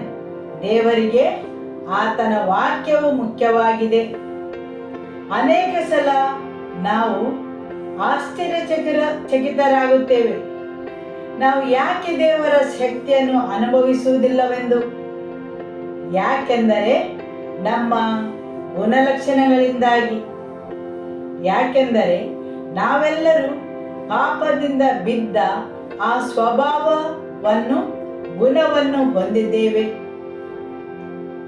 ಭ್ರಷ್ಟಗೊಂಡ ಕತ್ತೆಯ ಸ್ವಭಾವ, ಹಠಮಾರಿಯಾಗಿ ತನ್ನದೇ ದಾರಿಯಲ್ಲಿ ತನಗೆ ಬೇಕಾದಂತೆ ಹೋಗಲು ಬಯಸುವವರಾಗಿ. ಪ್ರತಿಯೊಬ್ಬ ಮನುಷ್ಯನ ಹೃದಯವು ವಂಚಕವಾಗಿದೆ ಮತ್ತು ಪ್ರತಿಯೊಂದು ಪರಿಸ್ಥಿತಿಯಲ್ಲಿ ದೇವರು ತೋರಿಸುತ್ತಾರೆ ಮನುಷ್ಯನ ಹೃದಯವು ಹೇಗಿದೆ ಎಂದು. ಮನುಷ್ಯನು ಆಹಾರದಿಂದ ಮಾತ್ರವಲ್ಲ, ಯೆಹೋವನ ಬಾಯಿಂದ ಹೊರಡುವ ಪ್ರತಿಯೊಂದು ಮಾತಿನಿಂದಲೂ ಬದುಕುತ್ತಾನೆಂದು ತಿಳಿಯುವಂತೆ. ಆದರೆ ನಮಗೆ ಮುಖ್ಯವಾದದ್ದು ನಮ್ಮ ರಕ್ಷಣೆ, ಸ್ವಸ್ಥತೆ, ಆಶೀರ್ವಾದಗಳು, ನಮ್ಮ ಅಗತ್ಯಗಳು ಪೂರೈಸುವುದು, ನಮ್ಮ ಪ್ರಾರ್ಥನೆಗಳಿಗೆ ಉತ್ತರ ಸಿಗುವುದು, ಸರಿಯಲ್ಲವೇ? ಹೌದು, ನಮಗೆ ಈ ವಿಷಯಗಳು ಮಾತ್ರ ಮುಖ್ಯವಾಗಿವೆ. ನಮ್ಮ ಆರೋಗ್ಯ, ಆಶೀರ್ವಾದಗಳು, ರಕ್ಷಣೆ ಹೊಂದುವುದು, ಅದು ಮಾತ್ರ ನಮಗೆ ಮುಖ್ಯವಾಗಿದೆ. ಆದರೆ ದೇವರಿಗೆ ಅದು ಕೊನೆಯ ಮುಖ್ಯವಾದ ವಿಷಯವಾಗಿದೆ. ದೇವರಿಗೆ ಮುಖ್ಯವಾದ ವಿಷಯ ಎಂದರೆ ನಿಮ್ಮ ಗುಣಲಕ್ಷಣಗಳು, ನಿಮ್ಮ ನೈತಿಕತೆ. ನಿಮ್ಮ ಸನ್ನಿವೇಶಗಳು ನಿಮಗೆ ವಿರುದ್ಧವಾಗಿ ಹೋಗುವಾಗ ನೀವು ಹೇಗೆ ನಡೆದುಕೊಳ್ಳುತ್ತೀರಿ ಎಂಬುದು ದೇವರಿಗೆ ಮುಖ್ಯವಾಗಿದೆ. ಆಮೆನ್. ಹಾಲೆಲೂಯ. ನಿಮ್ಮ ಹೃದಯವು ಹೇಗಿದೆ, ನೀವು ಆತನ ವಾಕ್ಯಕ್ಕೆ ವಿಧೇಯರಾಗಿ ನಡೆಯುತ್ತೀರೋ ಎಂಬುದು ದೇವರಿಗೆ ಮುಖ್ಯವಾದ ವಿಷಯವಾಗಿದೆ. ಆಮೆನ್. ಹಾಲೆಲೂಯ. ಕೀರ್ತನೆ 25 ವಾಕ್ಯ 21. ನಿನ್ನನ್ನೇ ನಿರೀಕ್ಷಿಸಿಕೊಂಡಿದ್ದೇನೆ, ನಿರ್ದೋಷ ಭಕ್ತಿಯು ಯಥಾರ್ಥತ್ವವು ನನ್ನನ್ನು ಕಾಯಲಿ. ಆಮೆನ್. ಹೌದು, ನಿರ್ದೋಷ ಭಕ್ತಿಯು ಯಥಾರ್ಥತ್ವವು ನನ್ನನ್ನು ಕಾಯಲಿ. ಯಾವಾಗ ಮನುಷ್ಯನಲ್ಲಿ ಯಥಾರ್ಥತ್ವ ಅಥವಾ ನೈತಿಕತೆಯ ಕೊರತೆ ಇರುತ್ತದೆ, ಅವನು ಒಂದು ಮಾತನ್ನು ಹೇಳಿ ಸಂದರ್ಭಕ್ಕೆ ತಕ್ಕಂತೆ ಅದನ್ನು ಅವನು ತಿರುಚಿದರೆ, ದೇವರ ವಾಕ್ಯವು ಹೇಳುತ್ತದೆ, ನೀವು ನಿಮ್ಮ ಜೀವನವನ್ನು ಅಪಾಯಕ್ಕೆ ಒಳಪಡಿಸುತ್ತೀರಿ ಎಂದು. ನಿಮ್ಮ ಜೀವನವನ್ನು ಸಂರಕ್ಷಿಸಲು ಅಸಾಧ್ಯ. ಯಾಕೆಂದರೆ ನೈತಿಕತೆಯು ನನ್ನನ್ನು ಕಾಪಾಡುವುದು. ಪುನಃ ಒಮ್ಮೆ ದೇವರ ವಾಕ್ಯವನ್ನು ಓದುವ.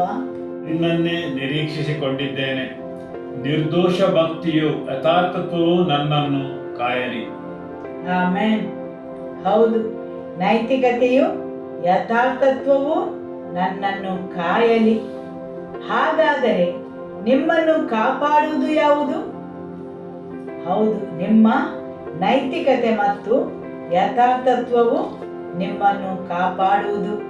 ಆಮೆನ್. ಹಾಲೆಲೂಯ. ಇಲ್ಲವಾದರೆ ನಿಮ್ಮ ವೈರಿಗೆ ಸುಲಭದಲ್ಲಿ ನಿಮ್ಮ ಮೇಲೆ ಹಕ್ಕನ್ನು ಚಲಾಯಿಸಲು ಸಾಧ್ಯವಾಗುತ್ತದೆ. ದೇವರು ಸರ್ಪಕ್ಕೆ ಹೇಳಿದರು, ನೀನು ಭೂಮಿಯ ಧೂಳನ್ನು ತಿನ್ನಬೇಕೆಂದು. ದೇವರ ವಾಕ್ಯದಂತೆ ಮನುಷ್ಯನನ್ನು ಭೂಮಿಯ ಮಣ್ಣಿನಿಂದ ಸೃಷ್ಟಿಸಿದ್ದಾರೆ. ನಿಮ್ಮ ಲೌಕಿಕ ಮನುಷ್ಯನು ನಿಮ್ಮ ವೈರಿಗೆ ತಿನ್ನಲು ಬೇಕಾದ ವಿಷಯವನ್ನು ಹೊಂದಿದೆ. ಆಮೇನ್. ನಿಮ್ಮ ನೆರೆಯವರನ್ನು ನೋಡಿ ಹೇಳಿ, ನಿಮ್ಮ ಲೌಕಿಕ ಮನುಷ್ಯನು ಸರ್ಪಕ್ಕೆ ತಿನ್ನಲು ಬೇಕಾದಷ್ಟು ವಿಷಯವನ್ನು ಹೊಂದಿದ್ದಾನೆ. ಆದುದರಿಂದ ಬಿಡುಗಡೆಯನ್ನು ಹೊಂದದ ಪ್ರತಿಯೊಂದು ಕತ್ತೆ ಮರಿಯ ಕುತ್ತಿಗೆಯನ್ನು ಮುರಿದು ಹಾಕಬೇಕು. ಯಾಕೆಂದರೆ ಸರ್ಪಕ್ಕೆ ತಿನ್ನಲು ಆಹಾರ ಸಿಗಬಾರದೆಂದು. ಆಮೇನ್. ಹೌದು, ಸರ್ಪದ ಸೀಳು ಕಂಡಿಯಲ್ಲಿ ಬದುಕಲು ಸಾಧ್ಯವಿಲ್ಲ. ನಿಮ್ಮ ನೈತಿಕತೆ ಮತ್ತು ನಿಮ್ಮ ಯಥಾರ್ಥತ್ವ, ಹೌದು, ನಿಮ್ಮ ಗುಣಲಕ್ಷಣಗಳು ದೇವರಿಗೆ ಮುಖ್ಯವಾಗಿವೆ. ನಿಮ್ಮಲ್ಲಿ ಅನೇಕ ದುರ್ಬಲತೆಗಳು ಇರಬಹುದು, ನಿಮಗೆ ತೊಂದರೆಗಳು ಇರಬಹುದು. ಆದರೆ ನೀವು ಆತನ ಪ್ರಸನ್ನತೆಗೆ ಬರಬೇಕು. ಆತನ ಕೃಪೆಯ ಮೂಲಕ, ಆತನ ಶಕ್ತಿಯ ಮೂಲಕ ನಿಮ್ಮನ್ನು ಪರಿವರ್ತಿಸಲು ಪ್ರಾರ್ಥಿಸಬೇಕು. ಆಮೇನ್. ಯಾಕೆಂದರೆ ದೇವರ ಕೃಪೆಯು, ದೇವರ ಜ್ಞಾನವು ಯೇಸುವಿನಲ್ಲಿ ಆವರಿಸಿಕೊಂಡಿದೆ. ಪವಿತ್ರಾತ್ಮನ ಮೂಲಕ ಅದು ನಿಮ್ಮಲ್ಲಿ ಸೇರಿಕೊಳ್ಳುತ್ತದೆ. ನೀವು ಅದನ್ನು ಬಯಸಬೇಕು ಮತ್ತು ವಿಧೇಯರಾಗಬೇಕು. ಹೌದು, ಅಲ್ಲಿ ನಿಮ್ಮ ಇಚ್ಛೆಯು ತುಂಬಾ ಮುಖ್ಯವಾಗಿದೆ. ಆಮೇನ್. ಕತ್ತೆಯಲ್ಲಿರುವ ಸಮಸ್ಯೆ ಯಾವುದು? ಅದರ ಹಠಮಾರಿತನ. ಕತ್ತೆಯ ಗುಣಲಕ್ಷಣವು ಹಠಮಾರಿತನವಾಗಿದೆ. ಅದು ಸ್ವ ಇಚ್ಛೆಯಿಂದ ಮಾಡುವುದಿಲ್ಲ ಮತ್ತು ಅದು ವಿಧೇಯವಾಗಿರುವುದಿಲ್ಲ. ಕತ್ತೆಯು ತಾನು ದ್ರಾಕ್ಷಿಯ ಬಳ್ಳಿಗೆ ಬಿಗಿಯಲ್ಪಡಬೇಕೆಂದು ಬಯಸಬೇಕು. ಹೇಳಿ, ಕತ್ತೆಯು ತಾನು ದ್ರಾಕ್ಷಿಯ ಬಳ್ಳಿಗೆ ಬಿಗಿಯಲ್ಪಡಬೇಕೆಂದು ಆಯ್ಕೆ ಮಾಡಬೇಕು, ನಿರ್ಧರಿಸಬೇಕು. ಆಮೇನ್. ದೇವರ ವಾಕ್ಯ ಮಾತ್ರ ನಿಮಗೆ ಮುಖ್ಯವಾಗಬೇಕು. ಹಾಲೆಲೂಯ. ಆದಿಯಲ್ಲಿ ವಾಕ್ಯವಿತ್ತು, ಅದು ಶರೀರವಾಗಿ ಭೂಮಿಗೆ ಬಂತು. ಆಮೇನ್. ಸರಿಯಲ್ಲವೇ? ಹಾಲೆಲೂಯ. ಎರಡನೆಯ ಬಾರಿಗೆ ಯೇಸು ಕ್ರಿಸ್ತನು ಭೂಮಿಗೆ ಬರುವಾಗ ಆತನನ್ನು ದೇವರ ವಾಕ್ಯವೆಂದು ಕರೆಯುವರು. ಆತನ ಹೆಸರು ಯೇಸುವಾಗಿರಲಿಕ್ಕಿಲ್ಲ. ಆತನನ್ನು ದೇವರ ವಾಕ್ಯವೆಂದು ಕರೆಯುವರು. ಹೌದು, ನಿಮ್ಮ ವೈರಿಯು ನಿಮ್ಮನ್ನು ಮೋಸಗೊಳಿಸಿ ದ್ರಾಕ್ಷಾ ಬಳ್ಳಿಯಿಂದ ಬಿಡಿಸಿ ನಿಮ್ಮದೇ ದಾರಿಯನ್ನು ಹಿಡಿದುಕೊಂಡು ಹೋಗುವಂತೆ ಮಾಡುತ್ತಾನೆ. ಸ್ವಲ್ಪ ಸ್ವಲ್ಪವೇ ಅವನ ವಂಚನೆಯು ನಿಮ್ಮೊಳಗೆ ಸೇರಿಕೊಳ್ಳುತ್ತದೆ. ಹಠಮಾರಿತನ, ಅವಿಧೇಯತೆ ದೇವರ ವಾಕ್ಯಕ್ಕೆ ನಿಮ್ಮನ್ನೇ ಬಂಧಿಸುವುದನ್ನು ತಪ್ಪಿಸುತ್ತದೆ. ಆದರೆ ಯಹೂದನು ದ್ರಾಕ್ಷಾ ಬಳ್ಳಿಗೆ ಬಿಗಿಯಲ್ಪಡಬೇಕು. ಹಾಲೆಲೂಯ. ಜೀವವು ಹರಿಯುವುದು ದ್ರಾಕ್ಷಾ ಬಳ್ಳಿಯಿಂದ ಮಾತ್ರ. ಹಾಲೆಲೂಯ. ಆಮೇನ್. ಆದುದರಿಂದ ಯೇಸು ಕ್ರಿಸ್ತನಿಂದ ಹರಿಯುವ ಜೀವಕ್ಕೆ ನೀವು ಹೊಂದಿಕೊಳ್ಳಿರಿ. ಪಾಸ್ಟರ್ ಅವರು ಹೇಳಿದರು, ದೇವರ ವಾಕ್ಯಕ್ಕೆ ಸಂಬಂಧವಿಲ್ಲದನ್ನು ನೀವು ಏನನ್ನು ಮಾಡಿದರೂ ಸಹ ಅದು ನಿಮ್ಮನ್ನು ಬಿಟ್ಟು ಹೋಗುತ್ತದೆ. ಅದು ನಿಮ್ಮ ಬಳಿ ಉಳಿಯುವುದಿಲ್ಲ. ನಿಮ್ಮ ಆಶೀರ್ವಾದಗಳು ದ್ರಾಕ್ಷಾ ಬಳ್ಳಿಗೆ ಹೊಂದಿಕೊಂಡಿವೆ. ದೇವರ ವಾಕ್ಯಕ್ಕೆ, ವಿಶಿಷ್ಟವಾದ ದ್ರಾಕ್ಷಾ ಬಳ್ಳಿಗೆ. ದ್ರಾಕ್ಷಾ ರಸದಲ್ಲಿ ವಸ್ತ್ರಗಳು ಅದ್ದಿ ಇರಬೇಕು. ಯಾಕೆಂದರೆ ಅದನ್ನು ಒತ್ತಿ ತೆಗೆದಿದ್ದಾರೆ. ದ್ರಾಕ್ಷಾರಸವು ಸಮೃದ್ಧಿಯ ಸಂಕೇತವಾಗಿದೆ. ನಿಮಗೆ ಬೇಕಾದ ಸಮೃದ್ಧಿ, ಯೋಗಕ್ಷೇಮ ಎಲ್ಲವೂ ದ್ರಾಕ್ಷಾ ಬಳ್ಳಿಗೆ ಹೊಂದಿಕೊಂಡಿದೆ. ಆಮೇನ್. ಹಾಲೆಲೂಯ. ನೀವು ಮೊದಲು ದೇವರ ರಾಜ್ಯಕ್ಕಾಗಿಯೂ ನೀತಿಗಾಗಿಯೂ ತವಕ ಪಡಿರಿ. ಇವುಗಳ ಸಂಗಡ ಅವೆಲ್ಲವೂ ನಿಮಗೆ ದೊರಕುವವು.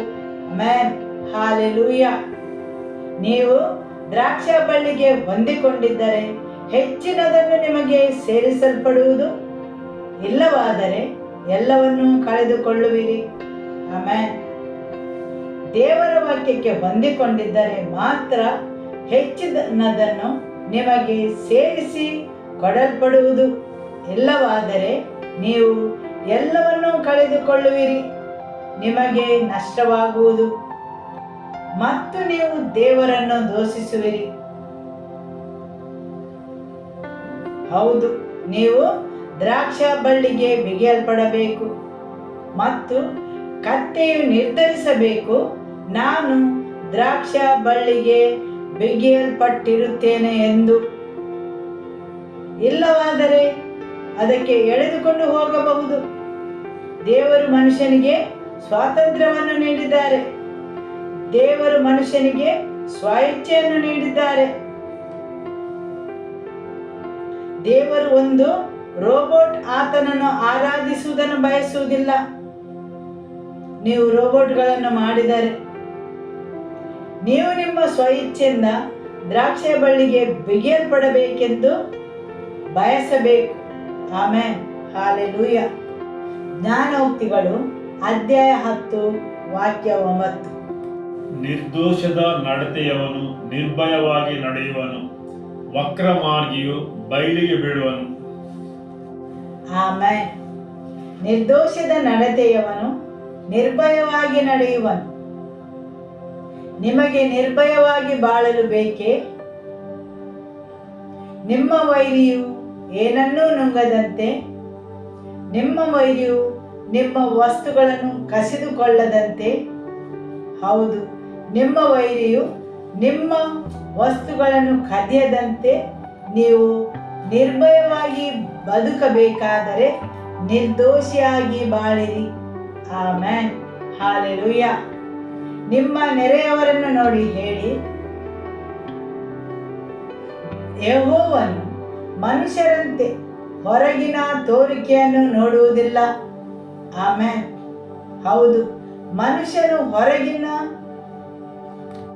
ತೋರಿಕೆಯನ್ನು ನೋಡುತ್ತಾನೆ, ಆದರೆ ದೇವರು ಹೃದಯವನ್ನೇ ನೋಡುವವನಾಗಿದ್ದಾನೆ.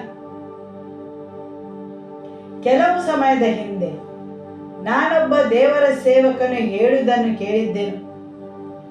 ಅವನ ಸಭೆಯ ಒಬ್ಬ ಸದಸ್ಯನ ಬಗ್ಗೆ ಅವರು ಮಾತನಾಡುತ್ತಿದ್ದರು. ಇಬ್ಬರು ಸಹೋದರರು. ಅವರಲ್ಲಿ ಹಿರಿಯವನು ಬೈಕನ್ನು ಖರೀದಿಸಿದನು ಮತ್ತು ಅವನ ಕಿರಿಯ ಸಹೋದರನು ಆ ಬೈಕನ್ನು ಓಡಿಸಲು ಕಲಿಯಲು ಬಯಸಿದನು. ಆದರೆ ಹಿರಿಯವನು ಅವನ ಬೈಕಿನ ಬಗ್ಗೆ ತುಂಬಾ ವ್ಯಾಮೋಹದಿಂದ ಇದ್ದರಿಂದ ಅವನು ಕಿರಿಯವನಿಗೆ ಮುಟ್ಟಲು ಬಿಡುತ್ತಿರಲಿಲ್ಲ. ಆದರೂ ಕಿರಿಯವನು ದಿನಾಲೂ ಅವನಲ್ಲಿ ಕೇಳಿಸಿಕೊಳ್ಳುತ್ತಿದ್ದ. ಹಾಗಿರುವಾಗ ಒಂದು ದಿನ ಹಿರಿಯ ಸಹೋದರನ ಸ್ನೇಹಿತನು ಅವನ ಬೈಕನ್ನು ತಂದು ಇವರ ಮನೆಯಲ್ಲಿ ಇಡುತ್ತಾನೆ. ಯಾಕೆಂದರೆ ಅವನಿಗೆ ಬೇರೆ ಊರಿಗೆ ಪ್ರಯಾಣ ಮಾಡಲಿಕ್ಕಿತ್ತು. ಆವಾಗ ಹಿರಿಯ ಸಹೋದರನು ಕಿರಿಯವನಿಗೆ ಹೇಳುತ್ತಾನೆ, ಈಗ ಬಾ, ನಾನು ನಿನಗೆ ಬೈಕನ್ನು ಓಡಿಸುವುದು ಹೇಗೆಂದು ಕಲಿಸಿಕೊಡುತ್ತೇನೆ ಅಂದನು.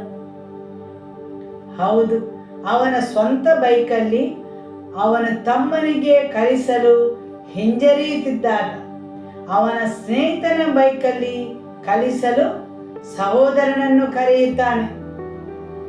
ಮತ್ತು ಆ ದೇವಸೇವಕರು ಹೇಳಿದರು, ಕೆಲವರು ಯಾಕೆ ಆಶೀರ್ವಾದಗಳನ್ನು ಹೊಂದಿದವರಾಗುವುದಿಲ್ಲವೆಂದರೆ ಅವರು ತಮ್ಮ ವಸ್ತುಗಳನ್ನು ಕಾಪಾಡಿದ ಹಾಗೆ ಬೇರೆಯವರ ವಸ್ತುಗಳನ್ನು ಕಾಪಾಡುವುದಿಲ್ಲವೆಂದು. ಹೌದು, ಕೆಲವೊಂದು ಕ್ರಿಶ್ಚಿಯನರು ಒಳ್ಳೆಯ ಗುಣಲಕ್ಷಣಗಳನ್ನು ಹೊಂದಿರುವುದಿಲ್ಲ ತಮ್ಮದಾದ ಆಶೀರ್ವಾದಗಳನ್ನು ಪಡೆಯಲು. ಯಾಕೆಂದರೆ ಅವರು ಬೇರೆಯವರ ವಸ್ತುಗಳಿಗೆ ಬೆಲೆಯನ್ನು ನೀಡುವುದಿಲ್ಲ. ಆಮೆನ್. ಲೂಕನ ಸುವಾರ್ತೆ ಅಧ್ಯಾಯ 16 ವಾಕ್ಯ 12. ಮತ್ತೊಬ್ಬನ ಸ್ವತ್ತಿನ ವಿಷಯದಲ್ಲಿ ನೀವು ನಂಬಿಗಸ್ತರಲ್ಲದವರಾದರೆ ನಿಮ್ಮವರನ್ನು ನಿಮಗೆ ಯಾರು ಕೊಟ್ಟರು? ಆಮೆನ್. ಇಲ್ಲಿ ದೇವರ ವಾಕ್ಯ ಹೇಳುತ್ತದೆ, ಮತ್ತೊಬ್ಬನ ಸ್ವತ್ತಿನ ವಿಷಯದಲ್ಲಿ ನೀವು ನಂಬಿಗಸ್ತರಲ್ಲವಾದರೆ ನಿಮ್ಮದನ್ನು ನಿಮಗೆ ಯಾರು ಕೊಟ್ಟಾರು?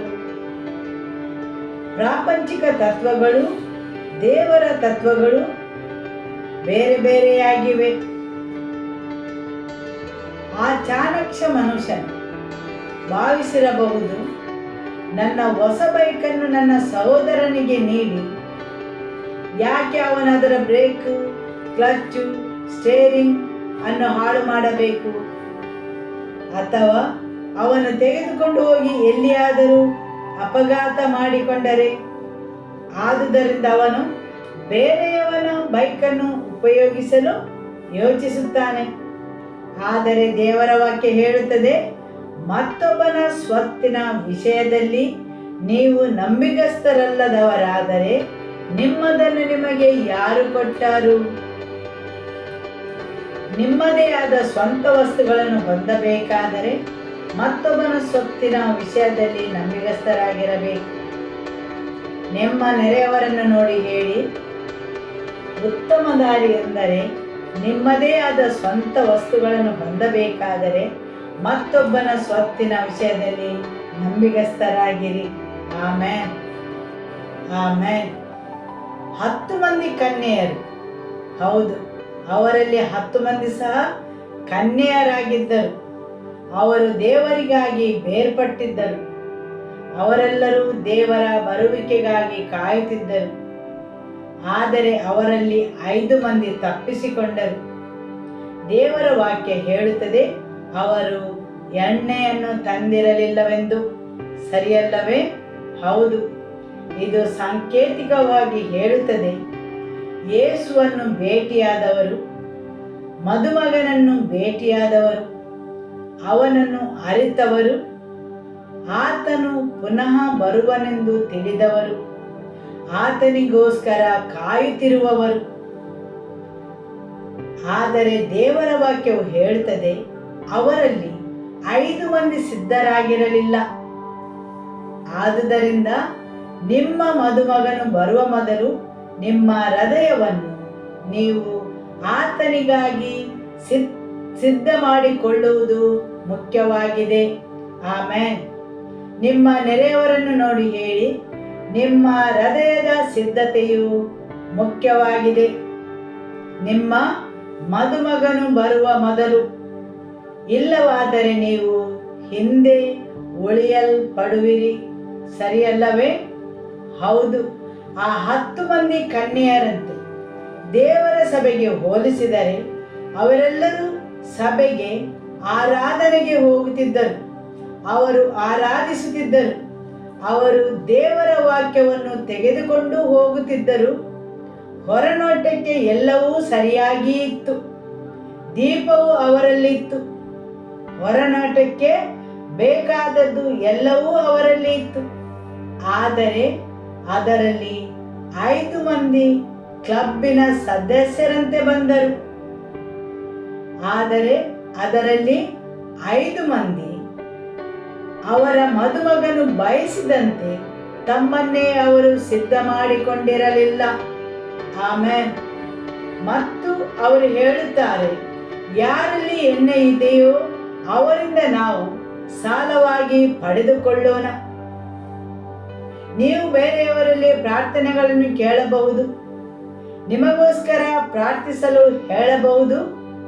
ನೀವು ಪ್ರಾರ್ಥನೆಗಳನ್ನು ಸಾಲವಾಗಿ ಪಡೆಯಬಹುದು, ಆದರೆ ಅದು ಕೆಲವು ಸಮಯಕ್ಕೆ ಮಾತ್ರ. ಸರಿಯಲ್ಲವೇ? ಹೌದು. ಆದರೆ ಮದುಮಗನು ನೋಡುತ್ತಾನೆ, ನೀವು ಆತನಿಗೋಸ್ಕರ ಸಿದ್ಧತೆ ಮಾಡಿಕೊಂಡಿದ್ದೀರಾ ಎಂದು. ನೀವು ನಿಮ್ಮ ಜೀವನವನ್ನು ಆತನ ವಾಕ್ಯಕ್ಕೆ ಸಮಾನವಾಗಿ ಜೀವಿಸಿದ್ದೀರಾ ಎಂದು. ನೀವು ನಿಮ್ಮ ಮನಸ್ಸನ್ನು ನವೀಕರಿಸಿದ್ದೀರಾ ಎಂದು. ದೇವರ ವಾಕ್ಯ ಹೇಳುತ್ತದೆ, ನಿಮ್ಮ ಮನಸ್ಸನ್ನು ಆತನ ವಾಕ್ಯಕ್ಕೆ ತಕ್ಕಂತೆ ನವೀಕರಿಸಿರಿ. ಆಮೇನ್. ಹಾಲೆಲೂಯ. ನೀವು ದೇವರ ನಿತ್ಯ ಕಾಲದ ಸಂಪತ್ತನ್ನು ಕಾಪಾಡುವವರಾಗಿರಬೇಕು. ನೀವು ಈ ಪ್ರಾಪಂಚಿಕ ಸಂಪತ್ತನ್ನು ಕಾಪಾಡದೇ ಇದ್ದರೆ ಆತನು ಶಾಶ್ವತವಾದ ಸಂಪತ್ತಿಗೋಸ್ಕರ ನಿಮ್ಮನ್ನು ಹೇಗೆ ನಂಬುವರು? ನಾಶವಾಗದ ವಸ್ತುಗಳು. ಆಮೆನ್. ಹೌದು, ನಾಶವಾಗುವ ವಸ್ತುಗಳು ಮತ್ತು ನಾಶವಾಗದ ವಸ್ತುಗಳು, ತಾತ್ಕಾಲಿಕವಾದ ವಿಷಯಗಳು ಮತ್ತು ಶಾಶ್ವತವಾದ ವಿಷಯಗಳು. ಆಮೆನ್. ಸರಿಯಲ್ಲವೇ? ಹೌದು. ನೀವಾಗಿ ನಿರ್ಣಯಿಸಬೇಕು ಯಾವುದು ಅಮೂಲ್ಯವಾದದೆಂದು, ಯಾವುದು ಶಾಶ್ವತವಾಗಿ ಬಾಳುವುದೆಂದು. ಆಮೆನ್.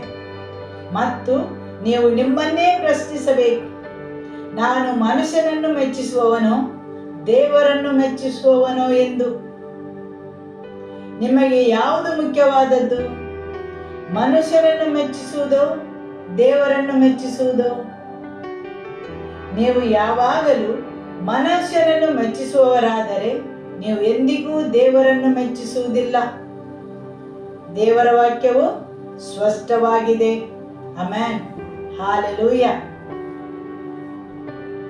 ಯೋಬನ ಗ್ರಂಥ ಅಧ್ಯಾಯ 39 ವಾಕ್ಯ 5-7. ಕಾಡು ಕತ್ತೆಯನ್ನು ಸ್ವತಂತ್ರವಾಗಿರುವಂತೆ ಯಾರು ಕಳುಹಿಸಿಬಿಟ್ಟರು? ಅದರ ಕಟ್ಟನ್ನು ಬಿಚ್ಚಿದವರು ಯಾರು? ನಾನು ಅಡವಿಯನ್ನು ಅದಕ್ಕೆ ಮನೆಯನ್ನಾಗಿಯೂ ಸೌಳು ಭೂಮಿಯನ್ನು ಅದರ ನಿವಾಸವನ್ನಾಗಿ ಮಾಡಿದೆನಷ್ಟೇ.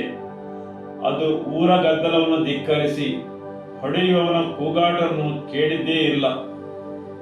ಆಮೆನ್. ಇಲ್ಲಿ ದೇವರ ವಾಕ್ಯ ಹೇಳುತ್ತದೆ, ಕಾಡು ಕತ್ತೆಯನ್ನು ಸ್ವತಂತ್ರವಾಗಿರುವಂತೆ ಯಾರು ಕಳಿಸಿಬಿಟ್ಟರು? ನಾನು ಅಡವಿಯನ್ನು ಅದಕ್ಕೆ ಮನೆಯನ್ನಾಗಿಯೂ ಮಾಡಿದ್ದೇನೆ. ದೇವರ ವಾಕ್ಯ ಹೇಳುತ್ತದೆ, ಯಾವಾಗ ಕತ್ತೆಯು ದ್ರಾಕ್ಷಿಯ ಬಳ್ಳಿಗೆ ಬಿಗಿಯಲ್ಪಡಲು ಇಚ್ಛಿಸುವುದಿಲ್ಲವೋ ಅದರ ಮನೆಯು ಅಡವಿಯಾಗಿದೆ. ಕತ್ತೆಯು ತನ್ನದೇ ದಾರಿಯಲ್ಲಿ ಹೋಗಲು ಇಚ್ಛಿಸುವುದಾದರೆ ಅದು ಮರುಭೂಮಿಯಲ್ಲಿ ಬಂಜರು ಭೂಮಿಯಲ್ಲಿ ಉಳಿಯಬೇಕಾಗುತ್ತದೆ. ಆಮೆನ್. ಹಾಲೆಲೂಯ. ಎಫೆಸದವರಿಗೆ ಅಧ್ಯಾಯ 6 ವಾಕ್ಯ 14-18.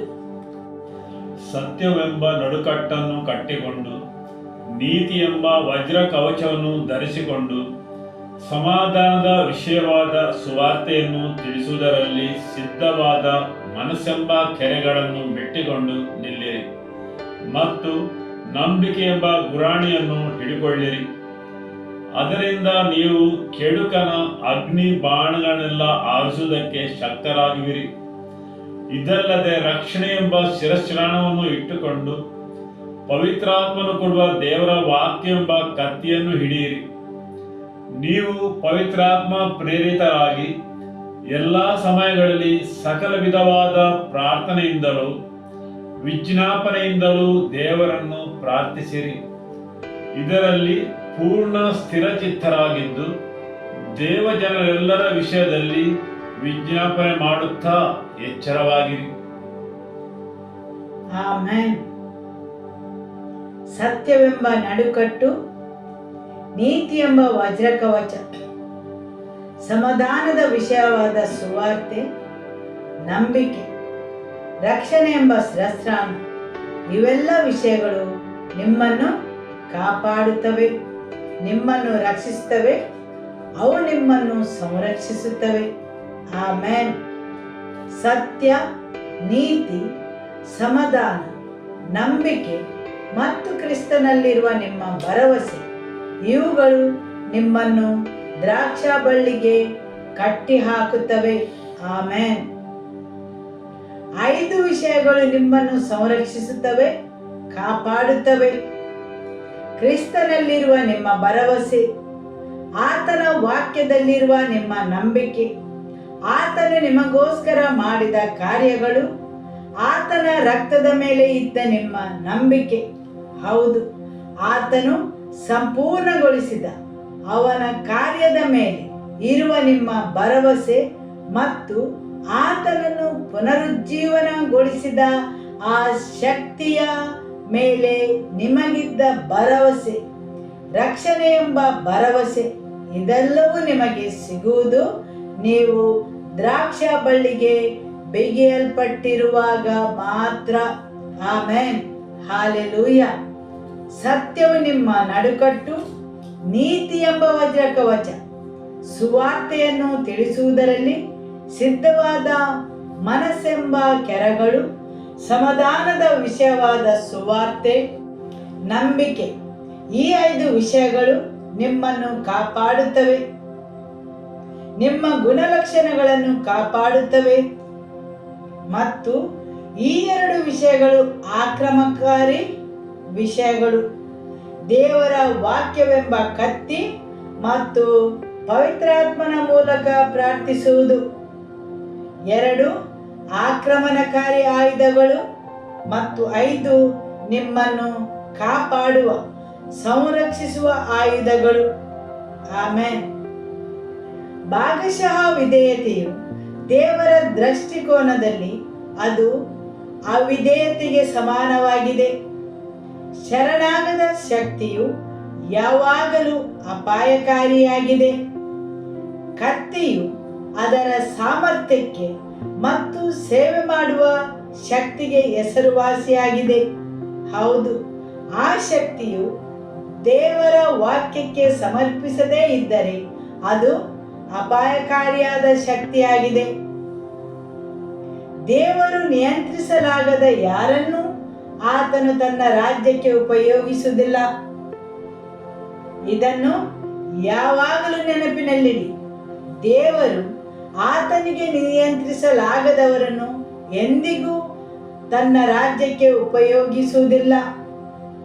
ಅದು ಕಾಡುಕತ್ತೆಯ ಸ್ವಭಾವ. ಅದು ಅದಕ್ಕೆ ಬೇಕಾದಂತೆ ಮಾಡುತ್ತದೆ. ಒಮ್ಮೆ ಪ್ಯಾಸ್ಟರ್ ಅವರು ತಿಳಿಸಿದರು, ಅವರ ಸೇವೆಯ ಪ್ರಾರಂಭದ ದಿನಗಳಲ್ಲಿ ಅವರು ಅವರ ಆಧ್ಯಾತ್ಮಿಕ ತಂದೆಯವರೊಂದಿಗೆ ಇರುವಾಗ ಅವರದ್ದು ಶಕ್ತಿಯುತವಾದ ಬಿಡುಗಡೆಯ ಸೇವೆಯಾಗಿತ್ತು. ಅವರು ಯಾರನ್ನು ಅಭಿಷೇಕಿಸಿ ಕಳುಹಿಸುತ್ತಾರೆ ಅವರಲ್ಲಿ ಆ ವರವು ಅದ್ಭುತವಾಗಿ ಕಾರ್ಯ ಮಾಡುತ್ತಿತ್ತು. ಒಂದು ದಿನ ನಾನು ಅವರ ಜೊತೆ ಇರುವಾಗ ಕೆಲವರ ಹೆಸರು ತೆಗೆದು ಅವರ ಬಗ್ಗೆ ನಿಮಗೆ ನೆನಪಿದೆಯೇ ಎಂದು ಕೇಳಿದರು.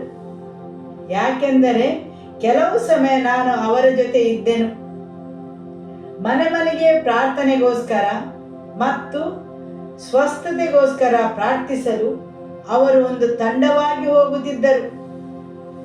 ಪ್ರಾರ್ಥನೆ ಎಲ್ಲ ಮುಗಿದ ಮೇಲೆ ಪ್ಯಾಸ್ಟರ್ ಅವರು ಆ ಮನೆ ಬಿಟ್ಟು ಹೋದ ಮೇಲೆ ಮನೆ ಮಂದಿ ಅವರ ತಂಡದವರೊಂದಿಗೆ ಮಾತಾಡಲು, ಸಮಾಲೋಚಿಸಲು ಫೋನ್ ನಂಬರ್ಗಳನ್ನು ಕೇಳುತ್ತಿದ್ದರು. ಮತ್ತು ಆ ತಂಡದ ಜನರು ಆ ಮನೆಯಲ್ಲಿ ನಿಂತು ಅವರೊಡನೆ ತಿಂಡಿಗಳನ್ನು, ಪಾನಕಗಳನ್ನು ಸೇವಿಸುತ್ತಿದ್ದರು. ಆದರೆ ಈಗ ಪ್ಯಾಸ್ಟರ್ ಅವರು ಹೇಳುತ್ತಾರೆ, ಅವರಲ್ಲಿ ಒಬ್ಬರು ಸಹ ದೇವರ ಸೇವೆಯಲ್ಲಿ ಮುಂದುವರಿಯಲಿಲ್ಲವೆಂದು. ಆದರೆ ಅವರು ಹೇಳುತ್ತಾರೆ, ನಾನು ಮಾತ್ರ ಅವರ ಜೊತೆ ತಿಂಡಿಯನ್ನು ಅಥವಾ ಪಾನಕವನ್ನು ಸೇವಿಸಲು ನಿಲ್ಲುತ್ತಿರಲಿಲ್ಲ.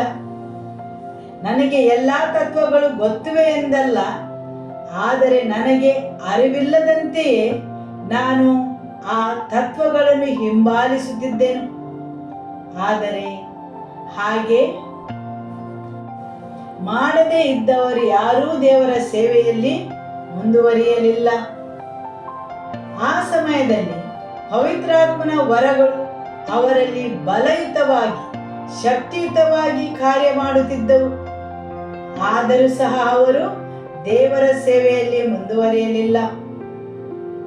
ಕೆಲವೊಂದು ತತ್ವಗಳು ನಿಮ್ಮನ್ನು ಕಾಪಾಡುತ್ತವೆ, ನಿಮ್ಮನ್ನು ಹೊದಿಕೆಯಂತೆ ಮುಚ್ಚಿಕೊಳ್ಳುತ್ತವೆ. ದೇವರ ಸೇವೆಯಲ್ಲಿ ಅಪಾಯಗಳಿವೆ, ಅಭಿಷೇಕದಲ್ಲೂ ಅಪಾಯವಿದೆ.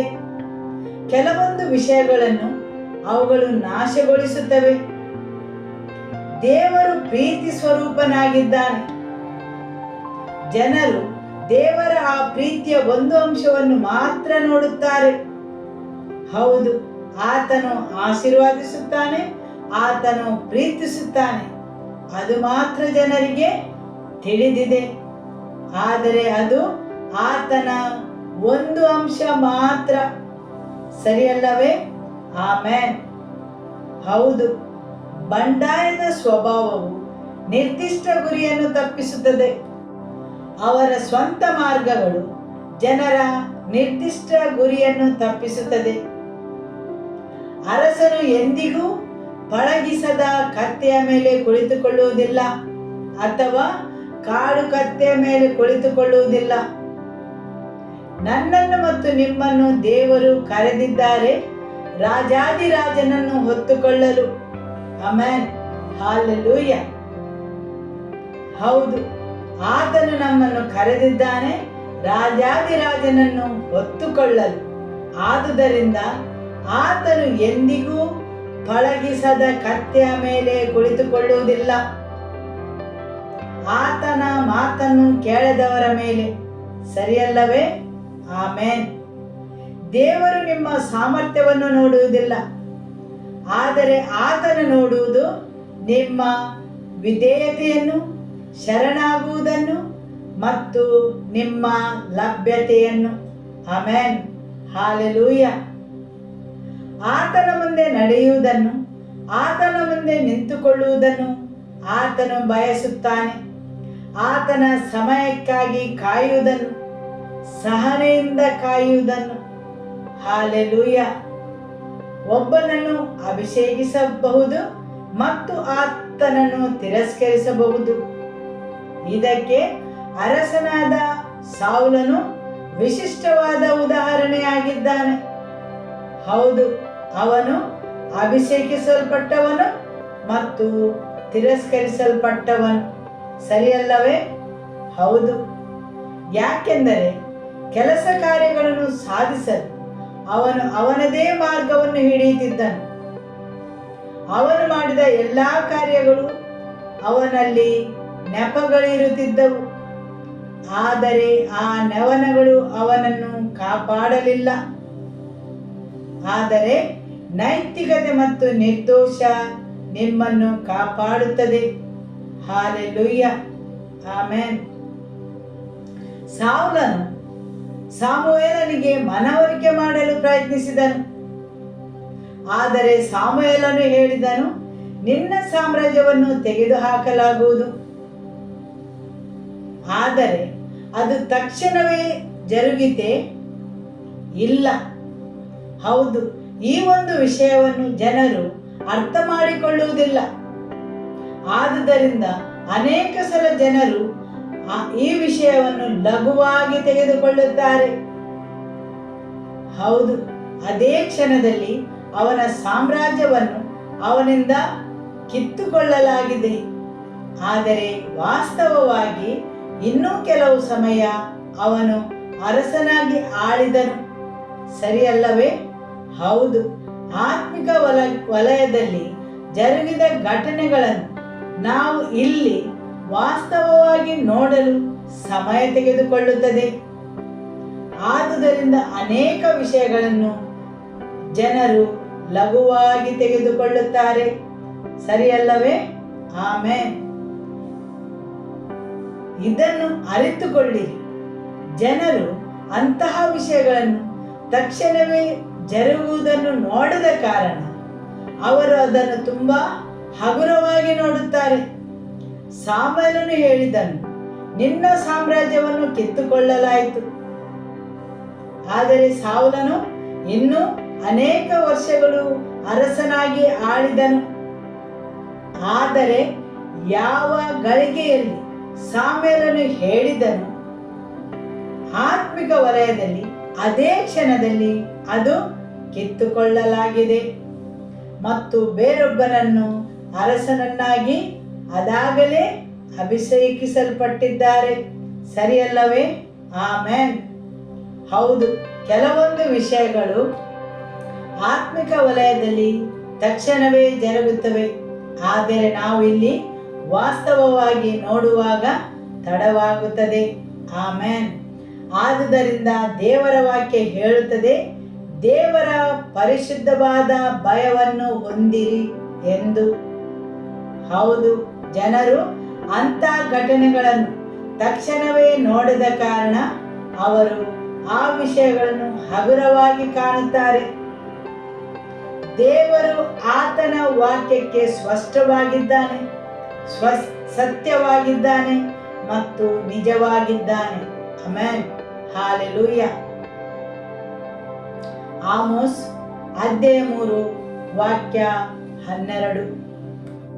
ಯೆಹೋವನು ಇಂತೆನ್ನುತ್ತಾನೆ, ಸಿಂಹದ ಬಾಯೊಳಗಿಂದ 2 ಕಾಲುಗಳಾಗಲಿ ಕಿವಿಯ ತುಂಡಾಗಲಿ ಹೇಗೆ ಕುರುಬನಿಂದ ರಕ್ಷಿಸಲ್ಪಡುವುದೋ ಹಾಗೆ ಸಮಾರ್ಯದೊಳಗೆ ಗದ್ದುಗೆಯ ಮೂಲೆಯಲ್ಲಿಯೂ ಮಂಚದ ಪಟ್ಟೆ ದಿಂಬುಗಳಲ್ಲಿಯೂ ಹೊರಗಿಕೊಳ್ಳುವ ಇಸ್ರಾಯೇಲ್ಯರ ಸ್ವಲ್ಪ ಭಾಗ ಮಾತ್ರ ರಕ್ಷಿಸಲ್ಪಡುವುದು. ಆಮೆನ್. ಹೇಗೆ ಕುರುಬನು ಸಿಂಹದ ಬಾಯಿಯೊಳಗಿಂದ 2 ಕಾಲು ಮತ್ತು ಕಿವಿಯ ತುಂಡನ್ನು ರಕ್ಷಿಸಿದ ಹಾಗೆ ಇಸ್ರೇಲ್ ಜನರನ್ನು ರಕ್ಷಿಸುವರು. ಯಾವ ವರ್ಗದ ಇಸ್ರೇಲ್ ಜನರು? ಸಮಾರ್ಯದಲ್ಲಿ ವಾಸಿಸುವ ಜನರು. ಸಮಾರ್ಯದವರು ಯಾರು? ಅವರು ಯೆಹೂದ್ಯರ ಮಿಶ್ರ ಪೀಳಿಗೆಯವರು. ಅವರು ಯೆಹೋವ ದೇವರನ್ನು ಮತ್ತು ಇತರ ದೇವರನ್ನು ಹೊಂದಾಣಿಕೆ ರೂಪದಲ್ಲಿ ಆರಾಧಿಸುತ್ತಿದ್ದರು. ಯೆಹೂದ್ಯರು ಸಮಾರ್ಯದವರನ್ನು ದ್ವೇಷಿಸುತ್ತಿದ್ದರು. ಆದರೆ ಇನ್ನೂ ಕೆಲವು ಯೆಹೂದ್ಯರು ಸಮಾರ್ಯದವರ ಜೊತೆ ಸಹಬಾಳ್ವೆ ಮಾಡುತ್ತಿದ್ದರು. ದೇವರ ವಾಕ್ಯವು ಹೇಳುತ್ತದೆ, ಸಿಂಹದ ಬಾಯಿಂದ ಕುರುಬನು 2 ಕಾಲು ಮತ್ತು ಕಿವಿಯ ತುಂಡನ್ನು ರಕ್ಷಿಸಿದ ಹಾಗೆ ಬೇರೆ ಎಲ್ಲವನ್ನು ಅವರ ವೈರಿಯು ಕಸಿದುಕೊಂಡಿದ್ದಾನೆ. ಹೌದು, ಕುರಿಯು ಸಿಂಹದ ಬಾಯಿಯೊಳಗೆ ಇದೆ, ಆದರೆ ತಲೆಯು ಈಗಾಗಲೇ ಸಿಂಹದ ಬಾಯಿಯೊಳಗಿದೆ. ಅವನ ತಿಳುವಳಿಕೆ, ಆಲೋಚಿಸುವ ಶಕ್ತಿ, ಮನಸ್ಸು ಎಲ್ಲವೂ ಸಿಂಹದ ಬಾಯಿಯೊಳಗೆ ಇದೆ. ಹೌದು, ಆಲಿಸುವ ಆ ಕಿವಿಯ ಸಣ್ಣ ಭಾಗ, ಅದರ ಅಗತ್ಯ ಇವತ್ತು ನಿಮಗಿದೆ, ಸರಿಯಲ್ಲವೇ? ಹೌದು. ದೇವರ ವಾಕ್ಯವನ್ನು ಪುನಃ ಒಮ್ಮೆ ಆಲಿಸುವ ಆ ಕಿವಿಯ ಸಣ್ಣ ಭಾಗದ ಅಗತ್ಯ ಇವತ್ತು ನಿಮಗೆ ಇದೆ. ಭರವಸೆಯು ಇನ್ನೂ ಇದೆ. 2 ಕಾಲುಗಳನ್ನು ಈಗಾಗಲೇ ನುಂಗಿಯಾಗಿದೆ. ಇನ್ನೊಂದು ಕಿವಿಯ ಭಾಗವನ್ನು ಈಗಾಗಲೇ ನುಂಗಿಯಾಗಿದೆ. ಹೌದು, ಆದರೆ ಕಿವಿಯ 1 ತುಂಡು ಮತ್ತು 2 ಕಾಲುಗಳು ಕುರಿಯು ಹಿಂತಿರುಗಲು ಬೇಕಾಗಿದೆ ತನ್ನ ಯಜಮಾನನ ಬಳಿಗೆ. ಆಮೆನ್. ಹಾಲೆಲೂಯ. ನಿಮ್ಮ ನೆರೆಯವರನ್ನು ನೋಡಿ ಹೇಳಿ, ಕಿವಿಯ 1 ಭಾಗ ಮತ್ತು 2 ಕಾಲುಗಳು ನಿಮಗೆ ಇವತ್ತು ಅಗತ್ಯವಾಗಿ ಬೇಕಾಗಿದೆ. ನೀವು ಅದನ್ನು ಬಯಸುತ್ತೀರಾ ಮತ್ತು ವಿಧೇಯರಾಗುತ್ತೀರಾ? ಕತ್ತಿಯು ದ್ರಾಕ್ಷಾ ಬಳ್ಳಿಗೆ ಬಿಗಿಯಲ್ಪಡಲು ಆಯ್ಕೆ ಮಾಡಬೇಕು. ಆತನನ್ನು ಹೊಂದಿಕೊಂಡು ಇರಲು ಆಯ್ಕೆ ಮಾಡಬೇಕು. ಅದು ಮಾತ್ರ ಅದಕ್ಕೆ ಮುಖ್ಯವಾಗಿರಬೇಕು. ದೇವರ ವಾಕ್ಯಕ್ಕೆ ಮಾತ್ರ ನೀವು ಪ್ರಮುಖ ಪ್ರಾಶಸ್ತ್ಯತೆಯನ್ನು ನೀಡಬೇಕು ಅಥವಾ ಆದ್ಯತೆಯನ್ನು ನೀಡಬೇಕು. ಬೇರೆ ಎಲ್ಲದಕ್ಕಿಂತಲೂ ಹೆಚ್ಚಿನ ಪ್ರಾಮುಖ್ಯತೆಯನ್ನು ದೇವರ ವಾಕ್ಯಕ್ಕೆ ನೀಡಬೇಕು. ಆತನನ್ನು ಹೊಂದಿಕೊಂಡು ಇರಲು. ಹೌದು, ಆ ದ್ರಾಕ್ಷಾ ಬಳ್ಳಿಯನ್ನು ಎಳೆದುಕೊಂಡು ಹೋಗುವ ಸಾಮರ್ಥ್ಯ ನಿಮಗೆ ಇರಬಹುದು, ಆದರೆ ನೀವು ನಿಮ್ಮ ಆ ಸಾಮರ್ಥ್ಯವು ದ್ರಾಕ್ಷಾ ಬಳ್ಳಿಗೆ ಹೊಂದಿಕೊಂಡು ಇರುವ ಹಾಗೆ ನೋಡಿಕೊಳ್ಳಬೇಕು. ಆಮೆನ್. ಹಾಲೆಲೂಯ. ಹೌದು, ನೀವು ಯಾವುದೇ ಪರಿಸ್ಥಿತಿಯಲ್ಲಿ ಇದ್ದರೂ ಸಹ ನಿಮಗೆ ಇನ್ನೂ ಭರವಸೆ ಇದೆ. ಇವತ್ತು ಈ ದೇವರ ವಾಕ್ಯವು ನಿಮ್ಮ ಬಳಿಗೆ ಬಂದಿದೆ, ಆದರೆ ಖಂಡಿತವಾಗಿಯೂ ಆ ಕುರುಬನು ನಿಮ್ಮನ್ನು ಪ್ರೀತಿಸುತ್ತಾನೆ. ಪ್ರತಿಯೊಂದು ಕುರಿಯನ್ನು ಕಾಪಾಡಲು ಹಿಂಬಾಲಿಸಿ ಬರುತ್ತಾನೆ. ಅದು ಸಿಂಹದ ಬಾಯೊಳಗೆ ಇದ್ದರೂ ಸಹ. ಆಮೆನ್. ಹಾಲೆಲೂಯ.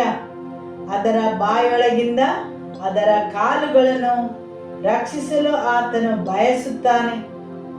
ಅದು ಆತನ ಪ್ರೀತಿಯಾಗಿದೆ. Hallelujah, amen. ನೀವು ಆತನನ್ನು ಹೊಂದಿಕೊಂಡು ಇರಬೇಕೆಂದು ಆತನ ಬಯಕೆಯಾಗಿದೆ. ಆತನ ವಾಕ್ಯವನ್ನು ಪ್ರೀತಿಸಿ ಆತನ ಪ್ರಸನ್ನತೆಯಲ್ಲಿ ಇರಬೇಕೆಂದು ಆತನು ಬಯಸುತ್ತಾನೆ. Amen, hallelujah. ಯೇಸುವೇ ಸ್ತೋತ್ರ. ಇವತ್ತಿನ ದೇವರ ವಾಕ್ಯಗೋಸ್ಕರ ದೇವರಿಗೆ ಸ್ತೋತ್ರವನ್ನು ಸಲ್ಲಿಸುವ. ಸ್ತೋತ್ರ ಯೇಸುವೇ, amen. Hallelujah. Every life in this place, Lord, we bring them under your blood and lordship, Lord.